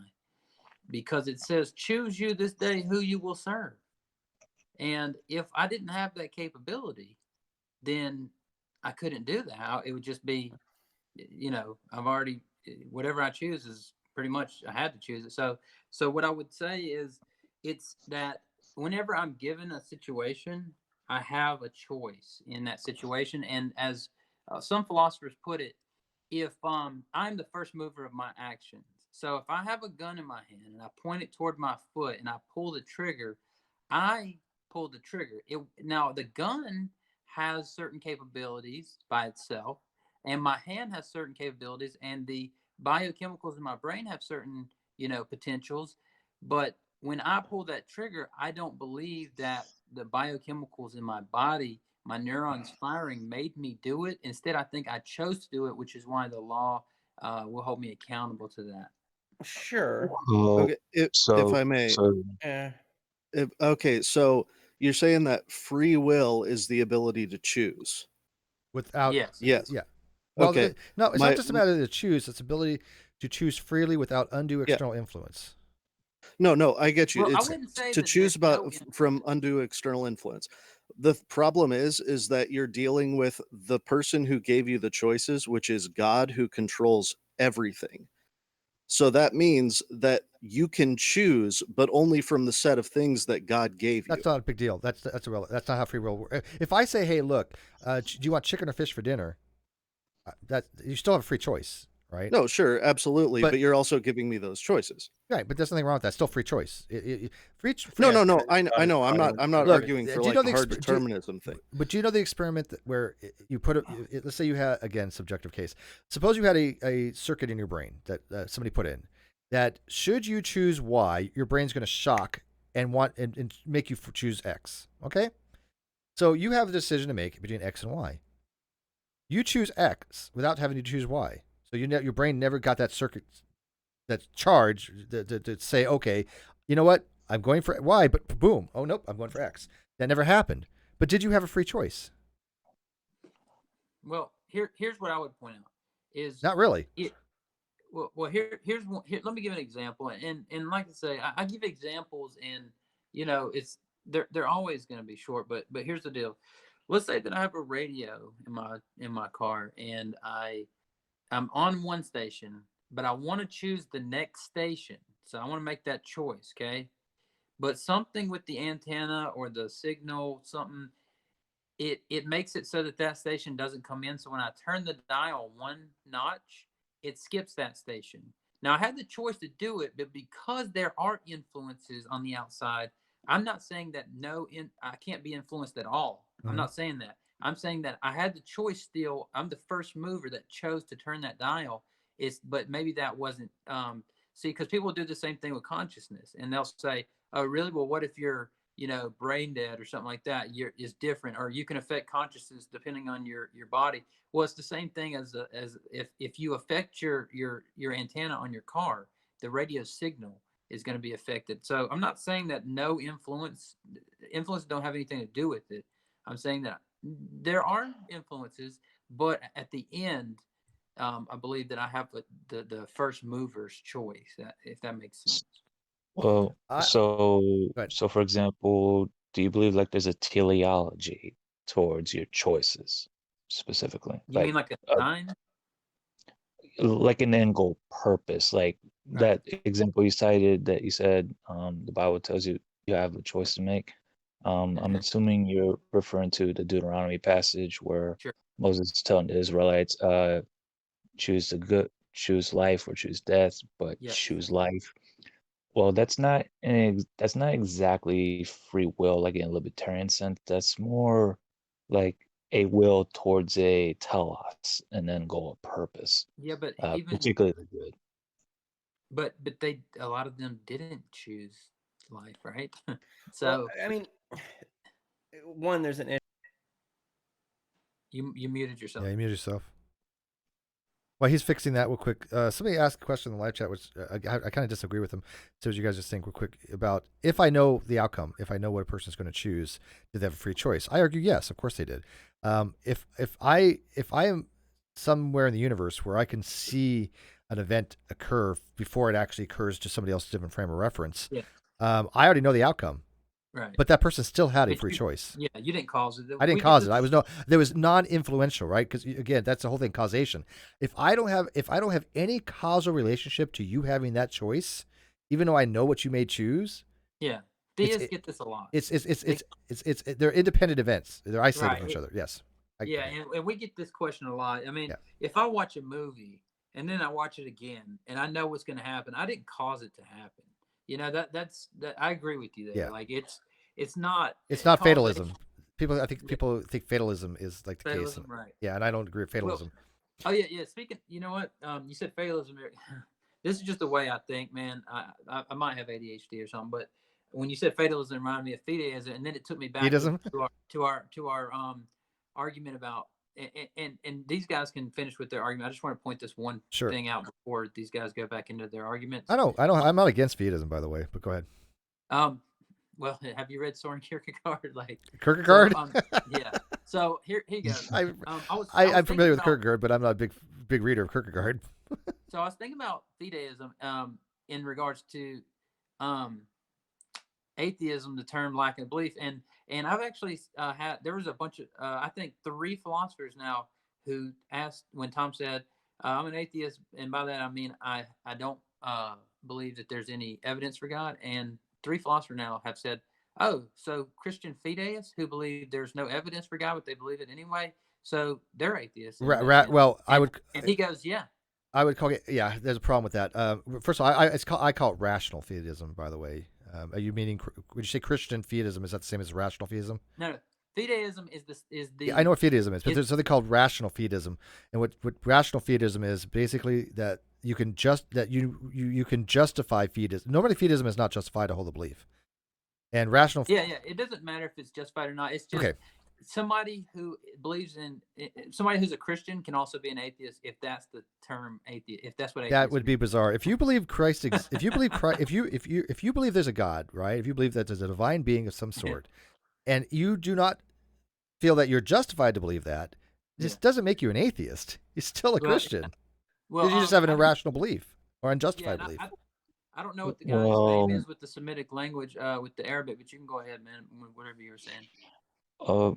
Well, Steve, I believe somebody talked to you about this, and I may have brought this up to you before, but like a theist who believes that God does not exist because particularly like in a classical sense, or how do I say, basically, a theist says, I don't believe God exists because everything that exists is contingent on things, but God is what we're contingent on, hence he doesn't exist. Well, I remember, like in that sort of sense. But I guess in like a nominal or platonic sense, I could be mistaken. I heard that somewhere before. I'm not following that. Yeah. Well, can you reword it? Let me. I think I get what he's saying. Like how shapes exist and how numbers exist. Those are called. Okay, so you're talking about universals, platonic forms.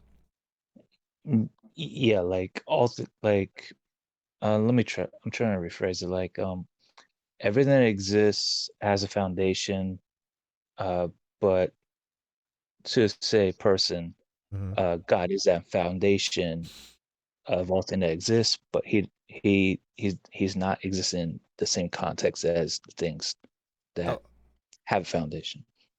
I don't know if that makes sense. It doesn't, but you're talking about some kind of like reformed epistemology? I think he's saying that like God is other than things that have so things have foundations. Mhm. God is completely other. If I'm getting Oh, you correctly. I think he's arguing. Okay, he's talking about God being a metaphysical necessity rather than being contingent. Yeah. Okay. Yeah, So basically. so there's a couple of different ways you can look at this. It goes with the argument for contingency, by the way. That if we wanted to come up with a causal explanation for the universe, right? That's something that satisfies what's called the principle of sufficient reason. There's really only three explanations that I can think of, and anybody can think of others. Please let me know. But this is the only that I can come up with. It's basically very similar to Munchausen's or Agrippa's dilemma or trilemma. Trilemma, yeah. So there's basically you have an infinite regression, right? It's just you have causal links going back. It just goes on into infinity. Okay, there's nothing illogical about that. It's shocking to the mind, but it's a possibility. Okay, would you agree with that? I'm sorry, I missed the last part there. What is a possible that the universe just has? If you're going to run a contingent argument that something is contingent upon something else, upon something else, that just, all the way down. That just goes down for eternity. Turtles upon turtles. I would say potentially. Okay, potentially, sure. Now, I not one of my, it's hard to imagine that, but it's possible. Okay, so that's option one. Okay, the second option is that you have a continuation of causal events that ends in some kind of contingent thing called a brute fact. Okay, but the problem with that is that first two options, brute fact and infinite regression, don't satisfy the principle of sufficient reason. Right. They don't give you a reason, right? They're not explanatory. It's Agrippa's trilemma. It's Agrippa's trilemma. But the third one, I think this is where he's arguing from. And by the way, I call you Doulos, but what do you want to be called? You can call me Steve. Steve, okay. You've told me before a million times, but I always forget, man. Okay. He's been many times, but I forget. All right, so the third option would be a metaphysical necessity. This is something that has to exist in all possible worlds and cannot be any other way. The problem I have with that approach, because that's where theists would pick that a particular option, and the reason why they pick that option is because the first two don't satisfy PSR. But if you posit, and this goes, I think, back to what we were talking about earlier, a little bit. If you posit God as that metaphysical necessity, which a theist is allowed to do, then you have to, in order to satisfy the principle of sufficient reason, explain why God created this possible world out of all possible worlds. Why he did it the way he did. So let me jump in there. Sure. So the first point that you made, I don't think that theists just assert God like that, but rather what I would say is because of the theists, and a lot of non-believers make this mistake, but because of the theists, because you're looking at it as an equation kind of in that philosophical way where you assert this hypothesis to try and fix that answer, but I don't think that's how theists get to there. What they instead they do is the theist epistemology is that if God exists, okay, then he wants to communicate with humans, he's going to reveal himself. And so when he reveals himself, that's why we would choose to assert God there, is because he's revealed himself. It's the same thing with take other arguments like, why would God be the greatest possible being? It doesn't say that in the Bible. Well, it says that God is the Most High. That's what it says. In El Elyon, it means the Most High. And we don't just pick that out of nowhere and go, who's the greatest possible being? It's because we feel like that's what's been revealed, is that he's the Most High. It's like whenever you're So Converse. Yeah. Let me ask you this, and just so you understand, right? My background's not in philosophy, right? That's not where I come from. I spent more time doing magic than philosophy over the years. And not like woo pagan magic, but actual like illusion and whatnot. Okay. Yeah. No, he's actually a witch. He can actually, manipulate the forces of darkness. But whatever, go ahead, dude. Yeah, okay. I summon the forces of darkness to do my bidding on a regular basis. So what Steve asked, the question of why would God create this world of all possible worlds, right? Complicated question. Yeah, well, I hadn't got to that answer yet. I was answering the first part of the question. Okay. So, do you want me to answer the second part of it? Yeah. Or do you want to go ahead with what you were saying? Yeah, just really quick, because go ahead. The question that jumps out to me in that circumstance is, what's easier to answer? Why God created this world of all possible worlds, or why we created this particular incarnation or interpretation of what a god would be. And that seems to be a much easier question to answer when you start to look at the sorts of things no, I think you better let Converse take this one for a second. It's like he's going to go to maximally Greek being properties, which Yeah. Well, I was about to say there's a couple of things there. The first part of that again is the you think it's what was the first part of that? You think it's simpler? What was that? It's simpler to answer the question why That we created God, right? Okay. we created So, the concept of God nothing in the to way do that with they've my come question, about. though. Yeah. Well, but Dave has a propensity to really kind of derail things, but that's okay. I love Dave. I understand. Well, I'll try to get go to ahead. both. I'll try to get to both. All right. All right. So no offense, Dave. I've I heard love that plenty of times before. That it's is it more likely that God created us or that we created God? Well, I can see where you're coming from with that, but what I would say is that now, okay, I see why you would say that it's simpler to think that we created I created Christianity in my mind or something like that, right? But no, that people in the past could have, though. Yeah, I mean, okay. if we go back and we look at what tools, what knowledge was available, we look at the understanding of just what people understood about manipulating the masses, even as far back as ancient Egypt. Yes, you know, and I people understand were masses. they understood Yes, to some degree of sophistication how to do this. Yeah, and I know that argument, but here's the answer though: is why would they come up with hell? Why would they come up with things where? Why would I hold a gun to your head if I wanted you to do something I wanted you to do? Well, let me finish. Why would they come up with something where they're going to have to stress through life about their loved ones that may it's not the people following it, it's the people in a leadership position that can benefit from the complacency that's created within the crowd, because managing people that are all crazed out and don't have an ability to make sense of the world around them. I mean, in order to navigate the world around you, you have to be able to make sense of it. And if you're looking at more primitive times where you can't flip open a phone and look something up, or there isn't just a general knowledge of what things are and why things happen, and things as simple as lightning, these were not understood. And it's much easier to create an explanation so that you at least have a framework by which navigate the world than to wander around in a sea of unknowns. I get that, David, but do you okay, first of all, do you understand that's a completely irrelevant argument to the argument of contingency? It's such a separate rabbit trail that I really I wanted to finish with the why he wants to posit God as a metaphysical necessity.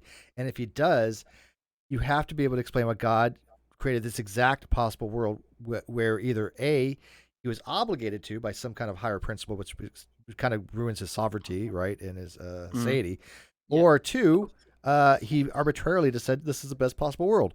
Neither one really satisfies PSR as well. So the Emmer contingency doesn't work for me, but I'm curious where he falls in this, because the theist does posit God as a metaphysical necessity. And that's the approach you would take, correct? You wouldn't take brute fact. Like, I'm a foundationist. I go by brute fact. So what I would take that God as a foundation, and what I would say is, number one, as I pointed out before, we don't just look through all the options and go, well, let's posit God. But like I say, the epistemology of a believer is that it's been revealed that God is that foundation. So we start with that instead of just look at all the options and, oh, well, this one looks like it fits. Instead, we start with that it's been revealed. And then why would God create this world? I would probably go with the Molinism argument. You're a Molinist? I would say that. Well, Molinism is if you want to support your libertarian free will, you would tend to Molinism, would you not? Yeah, but I would tend to be a reformed Molinist. So. What's a reformed Molinist?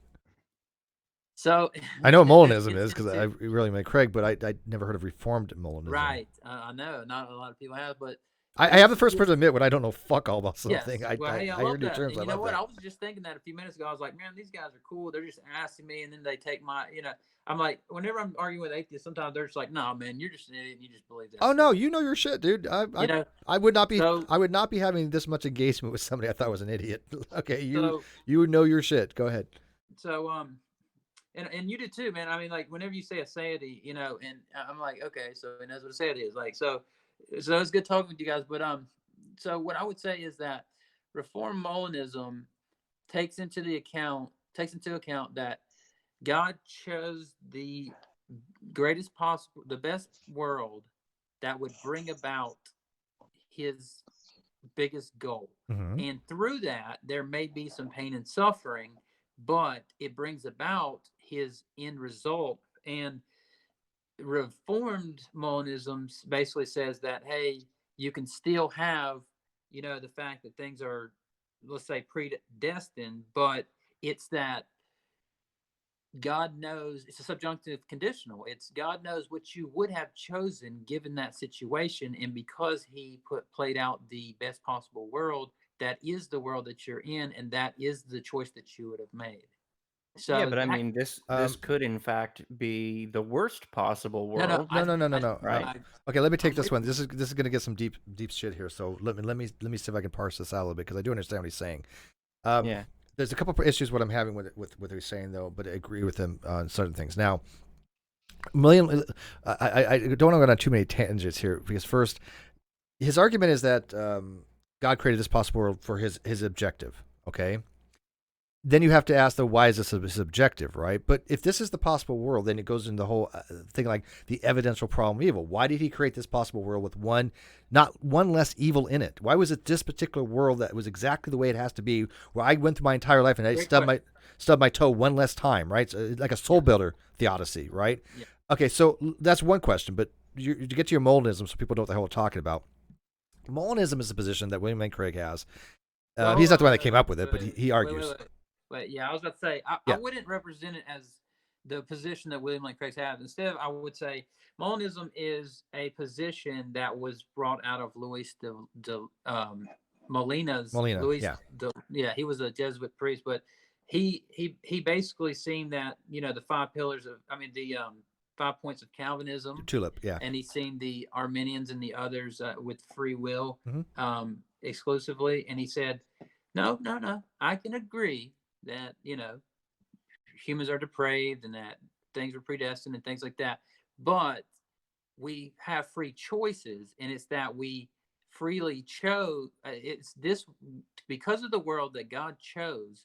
This, he knew what we would do in this situation. So for example, if he wanted me to kick a ball, he would look to the possibilities of worlds, and he would say, oh, in this world, he will freely choose to kick a ball, and so I create that world. Yeah, okay.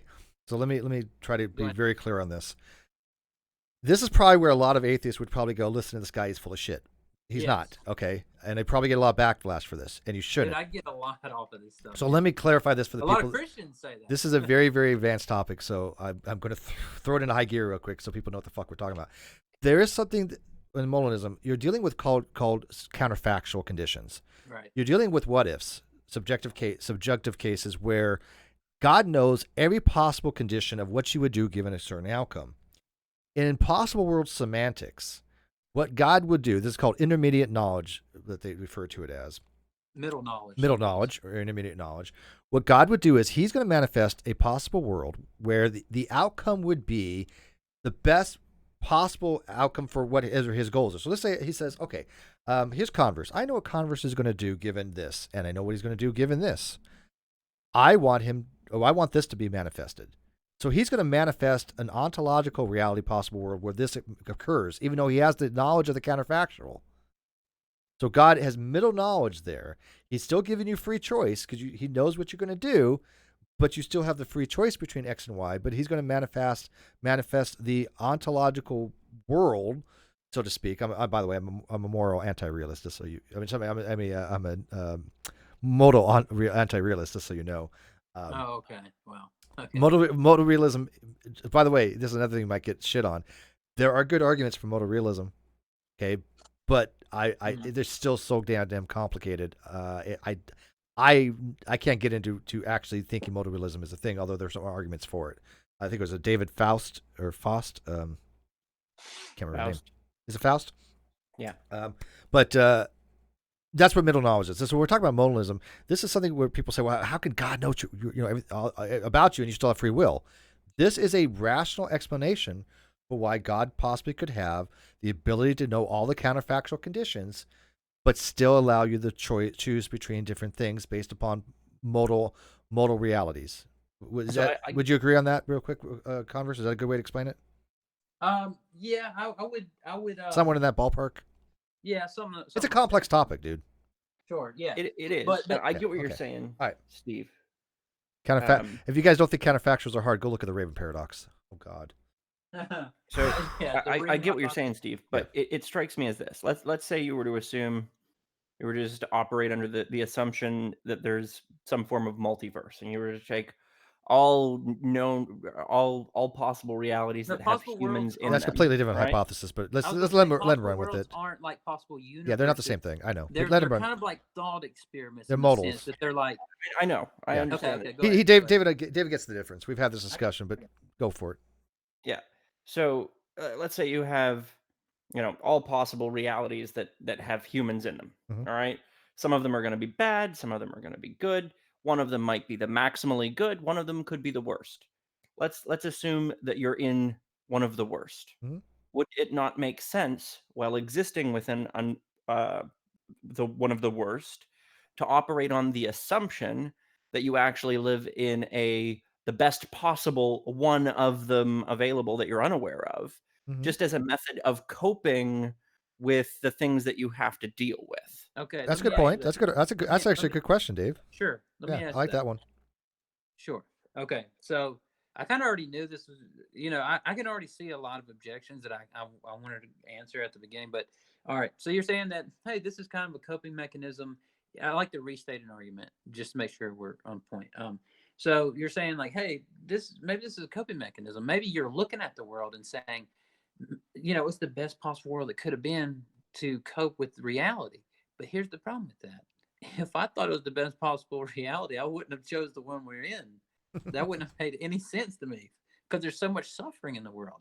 But the other question, which Steve brought up at first, and then we kind of got off of it to explain what monism is or not Steve. I think actually the other guy brought this up at the beginning is, well, what if this is the worst possible world? Or what if this isn't the best possible world? But here's the thing. If you you can't jump in and out of the worldview. A scholar of fiction did this with me years ago when we were talking about this, and he did the taxi cab fallacy where he's going along with it. And he's like, all right, all powerful God, okay, this, okay, okay, I'm going along with you. And then I say, yeah, well, this is the greatest possible world that he could have chose for his. And then he goes, well, no, this is a terrible world. And I said, yeah, but for his right. No, I agree with you on this. Yeah, I think Skylar. I think I've heard of something similar. Yeah. But he goes, but there's no evidence for that. And I said, the evidence is that he's all-knowing, and he would know if it wasn't the best. But what is the evidence for an all-knowing God? So when you say that's a different question. That's a different question. That God is all-knowing, but we haven't established a God to begin with, and there's no evidence to be had, right? Dave, that's an entirely different question. Totally different argument. Don't do that. Here's the thing is, you were on the right track, and then you just went wrong. Yeah, but here's the thing is you're right. That is a totally different argument for a totally different time. But here's the thing is, you have to do an inter-worldview critique. You have to take everything the worldview shows and then see if it makes sense logically. You can't just go, yeah, but we don't know if God's all-knowing. You have to take what the worldview it's an assumption. Yeah, you have to take what it is. Now, you might, later on, we might be talking about just that topic, and you go, all right, well, show me why you think this. And then I'll point to different things like, but yeah, I think that. Well, Converse, oh, sorry. Go ahead. Go ahead. No, finish for Sam. I didn't mean to interrupt you. Kind of what I was saying, though, where some things can seem logically consistent within their confines, but when you bring them within a greater context, they lose their cohesion. No, I think you're wrong on this, Dave. I mean, if you're going to argue with the assumption that God is a maximally great being that knows everything, you have to stay within that confines. You can't just jump, as he put it, the taxi cab. Right. You're not going to jump from one taxi to another. You're not going to switch gears mid-argument, and I've seen people do that. You have to stay. I didn't start. I'm not the saying assumption you there I'm was a not, maximally yeah, I'm not, great being. so given the confines of the argument that God is a maximally great being that knows things, why this? Okay, first of all, this world that we're in is the actualized world. Okay, Right. everybody. Exactly. Okay, so everybody has to agree upon that. This is the actual world. There are no other actualized worlds. Okay, Yeah, the and reason, so God is looking at all the potential worlds, yes, and then He wants to actualizes accomplish this one. a certain goal, let's say to gain glory or something to that effect. And then He goes, well, what would be the best? And He looks through, and just to kind of rebut another argument I know some Christians like Calvinists will make is they always say like, oh well, so God looks down the corridors of time and learns something new. No. Are you saying that He doesn't have middle knowledge? Because that's worse than your fallacious argument about Him learning something. Like you're saying that He doesn't have that knowledge. So, but if He looks at all of these possible worlds and He says, "This is the world I'm going to actualize," and we're in the actual world, if He is all knowing, it would stand to reason that the world that He chose is the greatest possible world because He would know it if it wasn't. Yeah, no, I think that argument falls. I mean, Okay. I think it follows. Yeah, I think it's fine. Oh, I got no issue with that whatsoever. I think that's perfectly legit. good. I agree with you wholeheartedly when it comes to possible semantics. I have to get to be able to understand though that it can be only one actualized worlds. They're indexical, it's called. So our indexicality here is that we, as existing right now, consider this to be the only actualized reality. So God would know all the different possible worlds, all the ontological modal, right? We're talking about possibility versus necessity versus, these modal conditions. God has all the counterfactuals. So again, this goes to modalism about when actualizing this particular world. But Dave's question was kind of good in the fact that even though this is the actualized world, how we have to assume that one, God knows all, or God has a plan, and that this actualized world is conducive to His end goal, right? Yes. Okay. So the question then becomes, why is it this actualized world the most conducive to His end goal? That is the hardest question I've ever had any theist try to answer. But that is what I call atheism of the gaps. It's Why? a question that only God could know. But then it doesn't satisfy principle of sufficient reason. It's not an explanation. If you're going to posit God as an explanation and then say, well, atheism of the gaps, it's not an explanation then. It does, but I think it does satisfy because you say, okay, well, let's start with an all-knowing being. And then we go, well, why would He choose this world? Because He would know if it weren't the right world to accomplish His goal. That doesn't. But think about what you're doing here. You're not answering the question. You're just saying God knows this. That's why He did it. But the question is, what are the reasons that this is the way? Yeah, you're asking me what God's mind. What was God's motivation? Motivations, right? Exactly. Yeah. Was he obligated to? Was there something? But that's again, to posit God as an explanation. Those are the questions that need to be answered. Right. Well, I don't think those are so it's like saying well, why does why does energy exist? And then I could say, well, because God created it, it wouldn't be satisfying to you. Or you could say, well, because something happened in the past and it exists. It's just it's atheism of the gaps is what I call it, because it's asking a question that only God could, like, that I couldn't possibly know. But typically when you're dealing with an atheist and you get to a certain spot, the answer just becomes we don't know.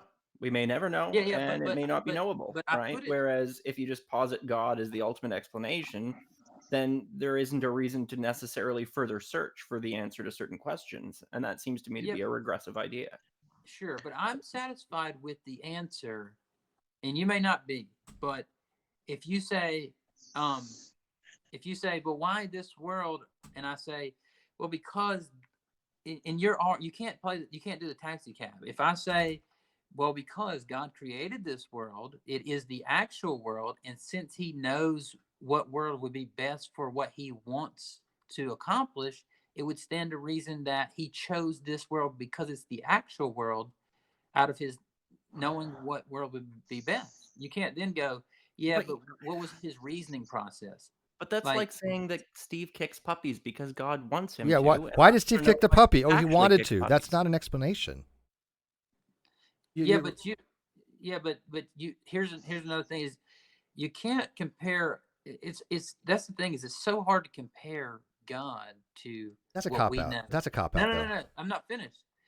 is because you're basically wanting an anthropomorphic explanation for something that's not natural. God is supernatural, so you want a naturalistic explanation for something that's not natural. No. Yeah. I want something that satisfies PSR. That's independent of naturalism or not. Yeah. Converse, what he's asking is, what are the reasons for creating? Okay, let me try. What's the justification? Right. For it? What's the justification for it? To the trilemma. Mm-hmm. And the only thing I can go with, and the only thing anybody can go with, is foundation. Well, that would be proof fact. That would eliminate metaphysical necessity. That just means means there is no that proof facts do not satisfy PSR. I was saying that I would choose that God is is a necessary foundation of the actual world. Okay, well, you would say that he's a metaphysical. Okay. Metaphysical. Okay, right. But a necessity kind of thing. Okay, so right. Let me try to phrase it this way. When God created this actualized reality, or to say it's continual, right? Sure. Okay. Is God doing that not just to his end goal, but is there a higher reason that he's held to that he must do it this way? That he must? He must. No, okay. Only to accomplish his will. That's right? Fair. That's fair enough. Yeah, the end goal. I get that. If you want to do that, then this. Okay. When it comes to like things like morality, you've heard of the Euphoria dilemma, correct? Yes. Okay, so it's very similar. Does God say things or is command things that you should do morality wise because it's good, or is it good because he commands it? There's a question to be had there. The same thing when it comes to the creation of this actualized world. If God has nothing that he's beholden to, no external reasons why this world had to be the way it was. So then hang on, let me finish. In that false dilemma, God is what Plato calls the good. So the good, example, he says that's what is the good? Many philosophers have pointed this out. If you say, is it good because God commanded it, or did he command it because it's good? God is what Plato calls the good. But I don't think that doesn't resolve Euphro's dilemma, though. In that particular case, it was piety, but similar principle. But it doesn't resolve the dilemma. What is the reason why? It's a false dilemma. I don't think. No, it's not a false dilemma. It's the actual true dilemma. If God is the good, then to ask why did he do the good is it's begging the question. Well, you're right there. That's the argument against when Plato and people argue God is the good. That does beg the question. No, he didn't argue that. I said that. Well, God Plato didn't, but I've had people argue that it was. Yeah. Right. I'm saying that what he calls the good, and if you look through Plato, like if you look at what he calls the good, that's what God is. Okay. It's the standard that progress would reach. Okay, but when he's giving us the directives, first of all, I don't subscribe to divine command theory, obviously. Sure. Do you? Sure. I don't.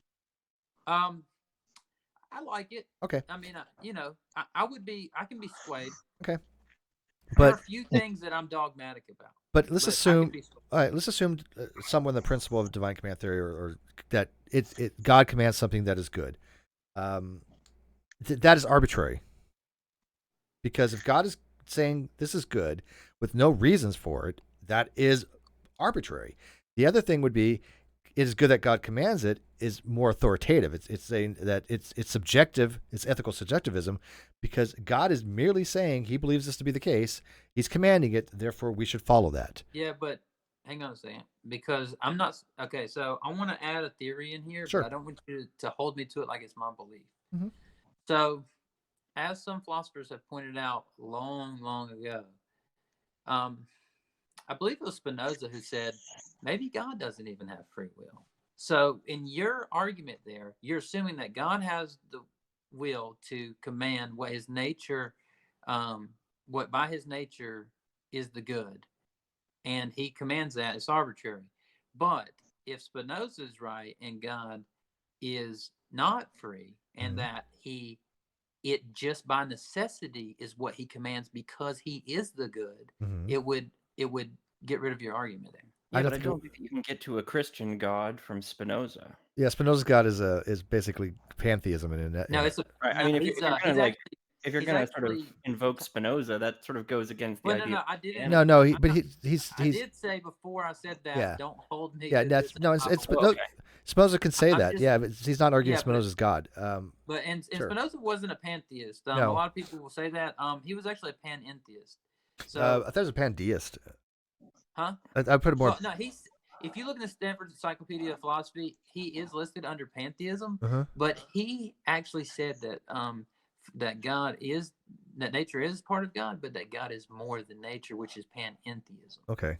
I thought he was okay. I always thought that with Spinoza it was the universe and God are one. They're the same. That basically the universe is all of the universe is substance, and God is so. The sort of This was pointed out to me in there's something called I'll check Great that Courses.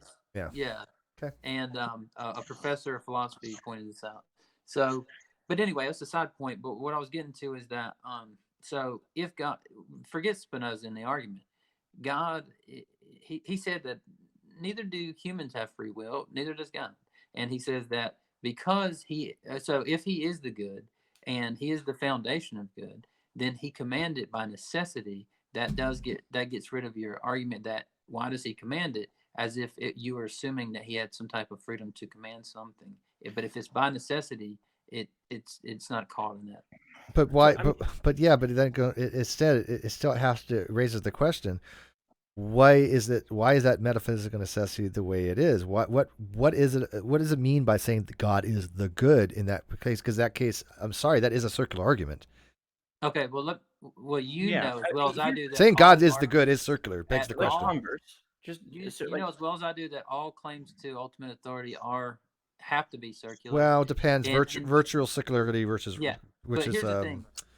What is it? Virtuous. Oh, hang on. I want to get this right. It's ring circular. Vicious circularity. Vicious circularity versus virtuous circularity. Okay. Right. But here's the thing: is or rule circularity. There's also rule circularity too. If God is what the Bible calls the Most High being, the Most High, then He would be what good is. I know that you might not accept that. To me it doesn't make much sense. It borderlines on a naturalistic fallacy. Here's the issue that I'm having. Well, one second. It borderlines on the naturalistic fallacy, but. So here's the issue that I'm having. Right. To try to find good in the naturalistic terms. Go ahead. This little subtle thing that you just did, where you said, if it's true when the Bible says that, God is the Most High. So you're jumping into the Bible. Well, and then my dear friend. And then it seems that when that isn't sufficient to stand on its own as a claim, right? There's a step back where you jump into these more abstracts that are less solidly disproven. And then if they're not disproven, then people sort of like jump back to the Bible and say, see, now the Bible's right.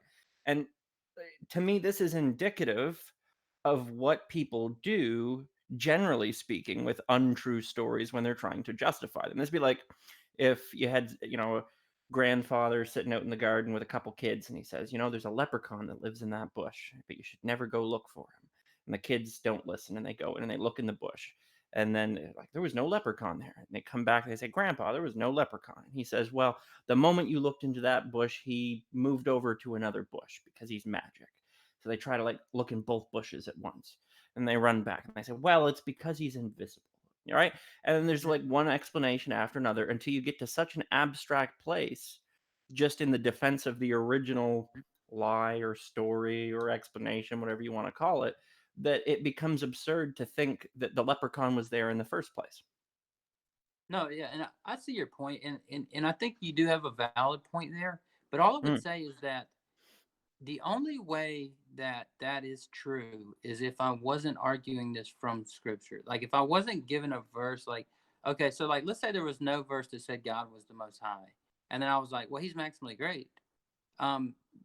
Okay, but you're just asserting that? How do you know that He just didn't smoke more weed than anybody else? In reference to what? Being the Most High. I see what you did there. Well, but on a serious note, it's, because that claim is there, we're going to use it as our epistemology that it's revealed that is what he is the Most High Being. So then we go based off of that. So I didn't jump out of that worldview. Actually, it's part of the structure of the entire argument from the beginning. You have to, it's just like if you were to read, let's say that you were reading a nonfiction book or a fiction book, and the whole time you're saying this is not real, this is stupid, and like, so every page you're reading, you're going, and then he drove his car off the bridge, and you're like, oh my god, can you believe this? Of course you're going to read it that way. But if you go to the Bible with the presupposition that a supernatural being, so you read, oh, Christ walked on water, that's ridiculous. I know the laws of gravity, but if you go to it with a supernatural being is, and this is part of Doug's library thing that I heard him doing. It's like, yeah, if you go to a book and you just go, oh, a guy's, walking on water, that doesn't make sense. That goes into the fiction pile. But if the presupposition of the book is that a supernatural God exists, it might change some things. But, I mean, if I read Harry Potter with the presupposition that Hogwarts is real, I might try to get into Hogwarts and take some classes. I agree. That just saying, hey, if you read a document that sounds like it's untrue, but you just believe it's true to begin with, then you'll think it's true. No. It doesn't seem like a great justification for belief. This is what philosophers call internal worldview critique. It's that you can't critique a worldview and not believe what the whole worldview has to offer. You can't just, it's the taxi cab fallacy. It's going along with it until you get to a part where you're like, yeah, but I don't believe that. And then you jump out and go, well, why would I believe that? It's like, it's part of I like the way you put that. We have to, and people, and I see this happen a lot. Matter of fact, Ocean posts this out a lot. People switching between internal critiques and external critiques on the fly. Right. It happens. Drives me nuts all the time. If you want, I had a debate with Skylar Fiction years ago. I had a different channel back then. I didn't even have pick a lane and stay in it, right? Huh? It's like usually pick a lane, stay in it. Either keep an internal critique or do an external, but don't sit there and go back and forth, because I see that happens frequently. Like, yeah, but you're jumping out of, you're not. You're saying, okay, I'm assuming all knowing, all powerful, and then you jump out and go, yeah, but that's a stupid world. Why would he know that world? Like, right. I'm like, are you serious? Yeah, that's not how you properly critique something. I agree. Yeah, but in another objection that some people might have right now when they're thinking about Molinism is, yeah, but why would this be the greatest possible world? That's what I get a lot, because look at the suffering, man. This is stupid that this would be the greatest possible world. That's the evidential problem of evil, yeah. But think about this, and this is, of course, an analogy. I'll use this analogy all the time for soteriology and things like that, but of course it falls short, as all analogies will always do. But they say, well, how can God get glory out of something that's not good, that we wouldn't consider good? And while I'm on that thought, Scholar Fiction said, I'm more humane than God is. And I go, yeah. Because basically what you're saying is, I'm more human than God. Like, it's just not a claim that I care to defeat. But if you go, why would God get glory out of things that I consider wrong or bad or whatever? It's because of his justice and his love. So take, for example, if you had a guy and he's a judge, okay, and everybody, and this guy's friend, his best friend, steals a car, okay, or something like that, and this guy's the judge, and he stands in front of him, and everybody goes, oh, I know what he's gonna do. He's gonna let this guy off with nothing, I bet you, or something super, and the guy levels the harshest fine against him he can to keep him out of jail. With, you have to pay, $280,000 or you're going to jail, okay? And then everybody goes, wow, because he's showing his justice. And he gains a certain amount of glory from people, from people, because they go, wow, he really is just. This is his best friend, But then, to show his mercy, he goes and sells his car and his home, and he moves in with his brother to pay the fine, because he knows the guy has no money. He's just going through a really hard time.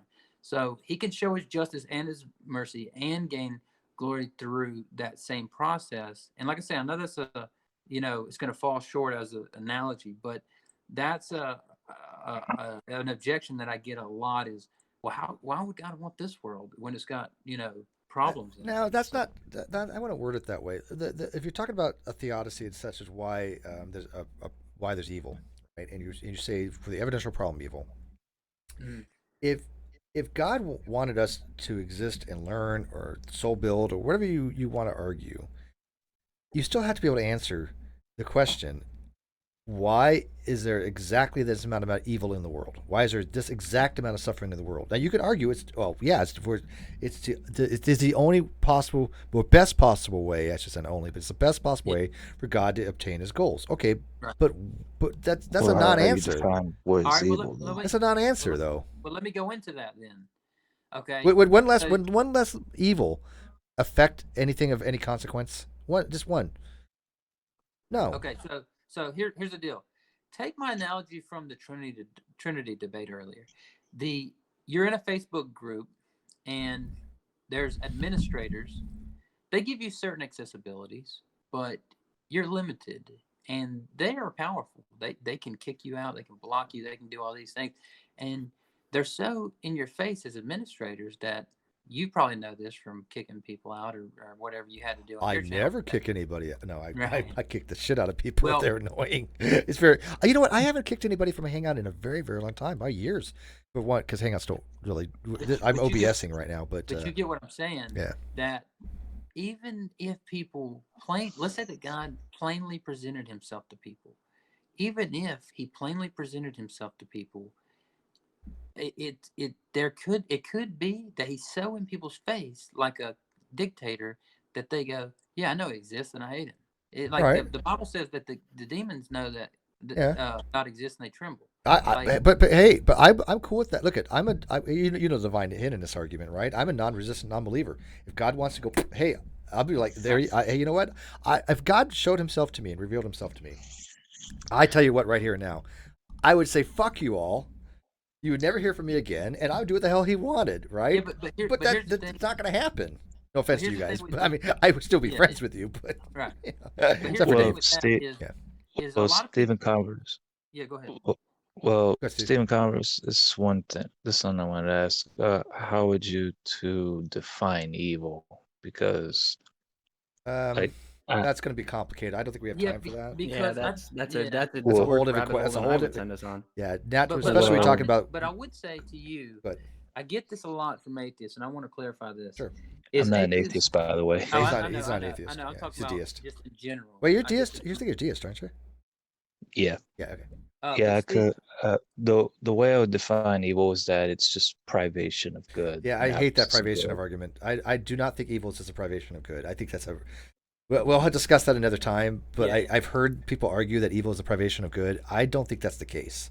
That's Yeah, 'cause I just want to make this argument to clarify, because a lot of times I get kind of what you just said, Steve. That look, if God appeared to me right now, I'd What's if God came down and said, "Hey, you know what? Jehovah's Witness is right." yeah.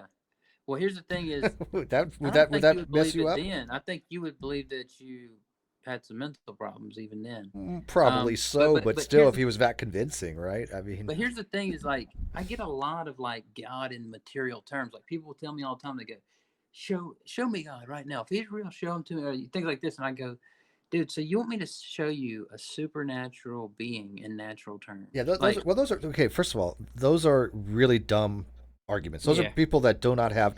Okay, you've obviously been around the block, man. Sure. You're well read.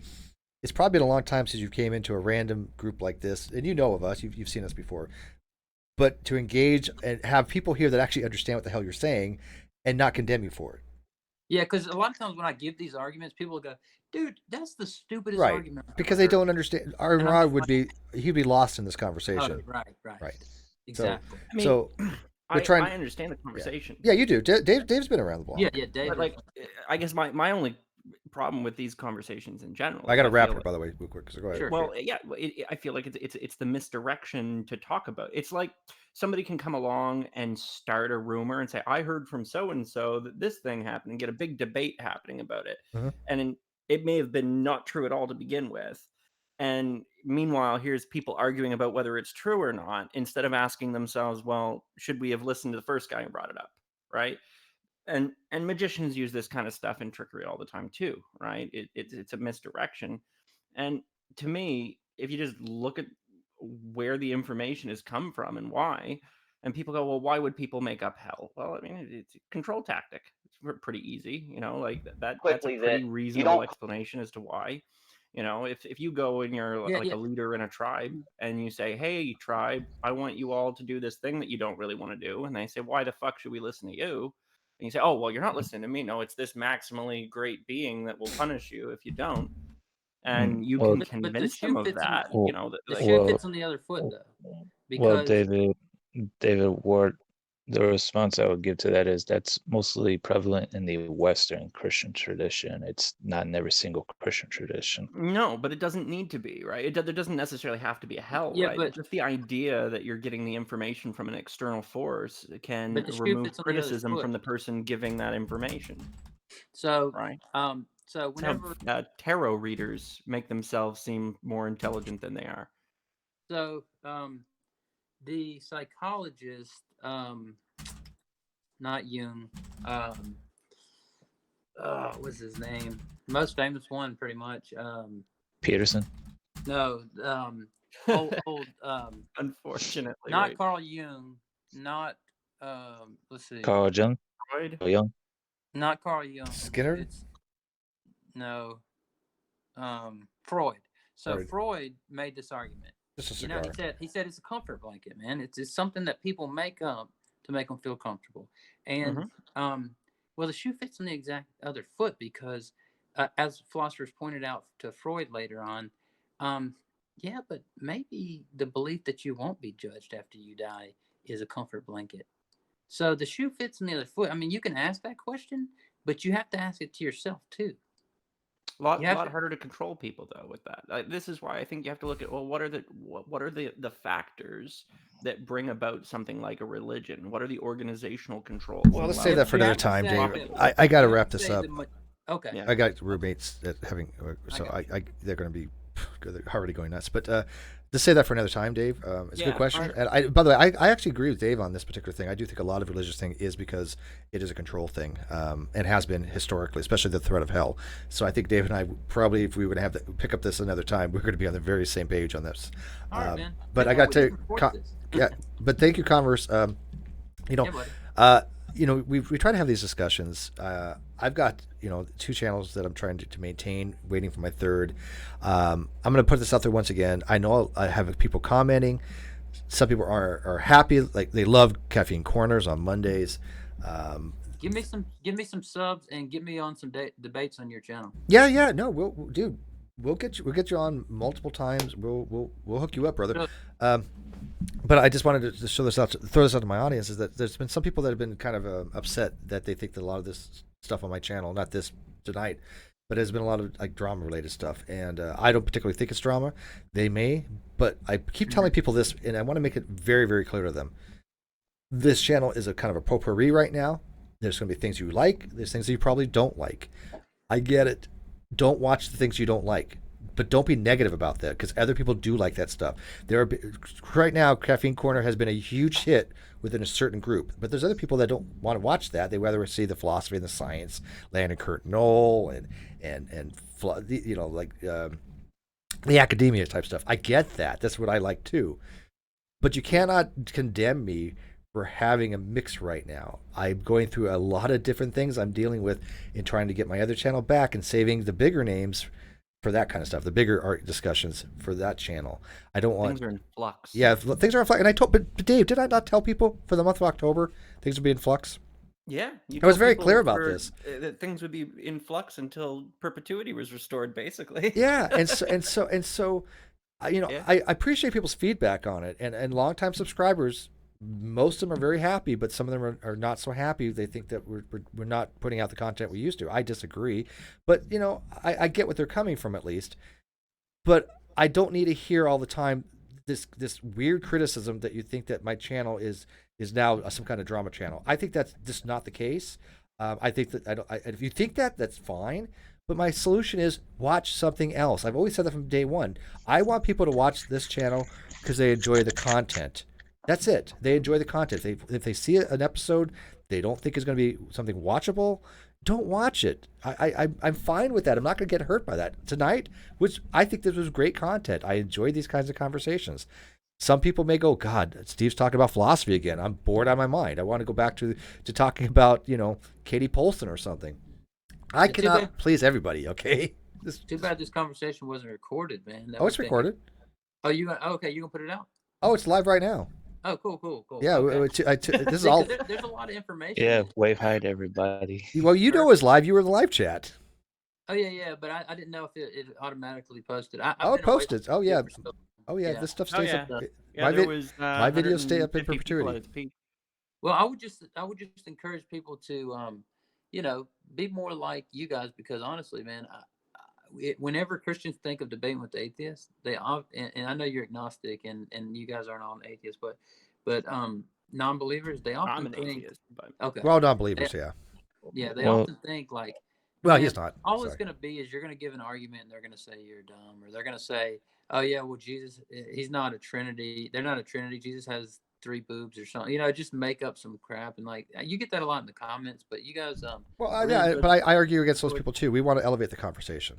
yeah, yeah, I enjoyed the conversation. man. those are the atheists that annoy me most. They're the base. We call them basic.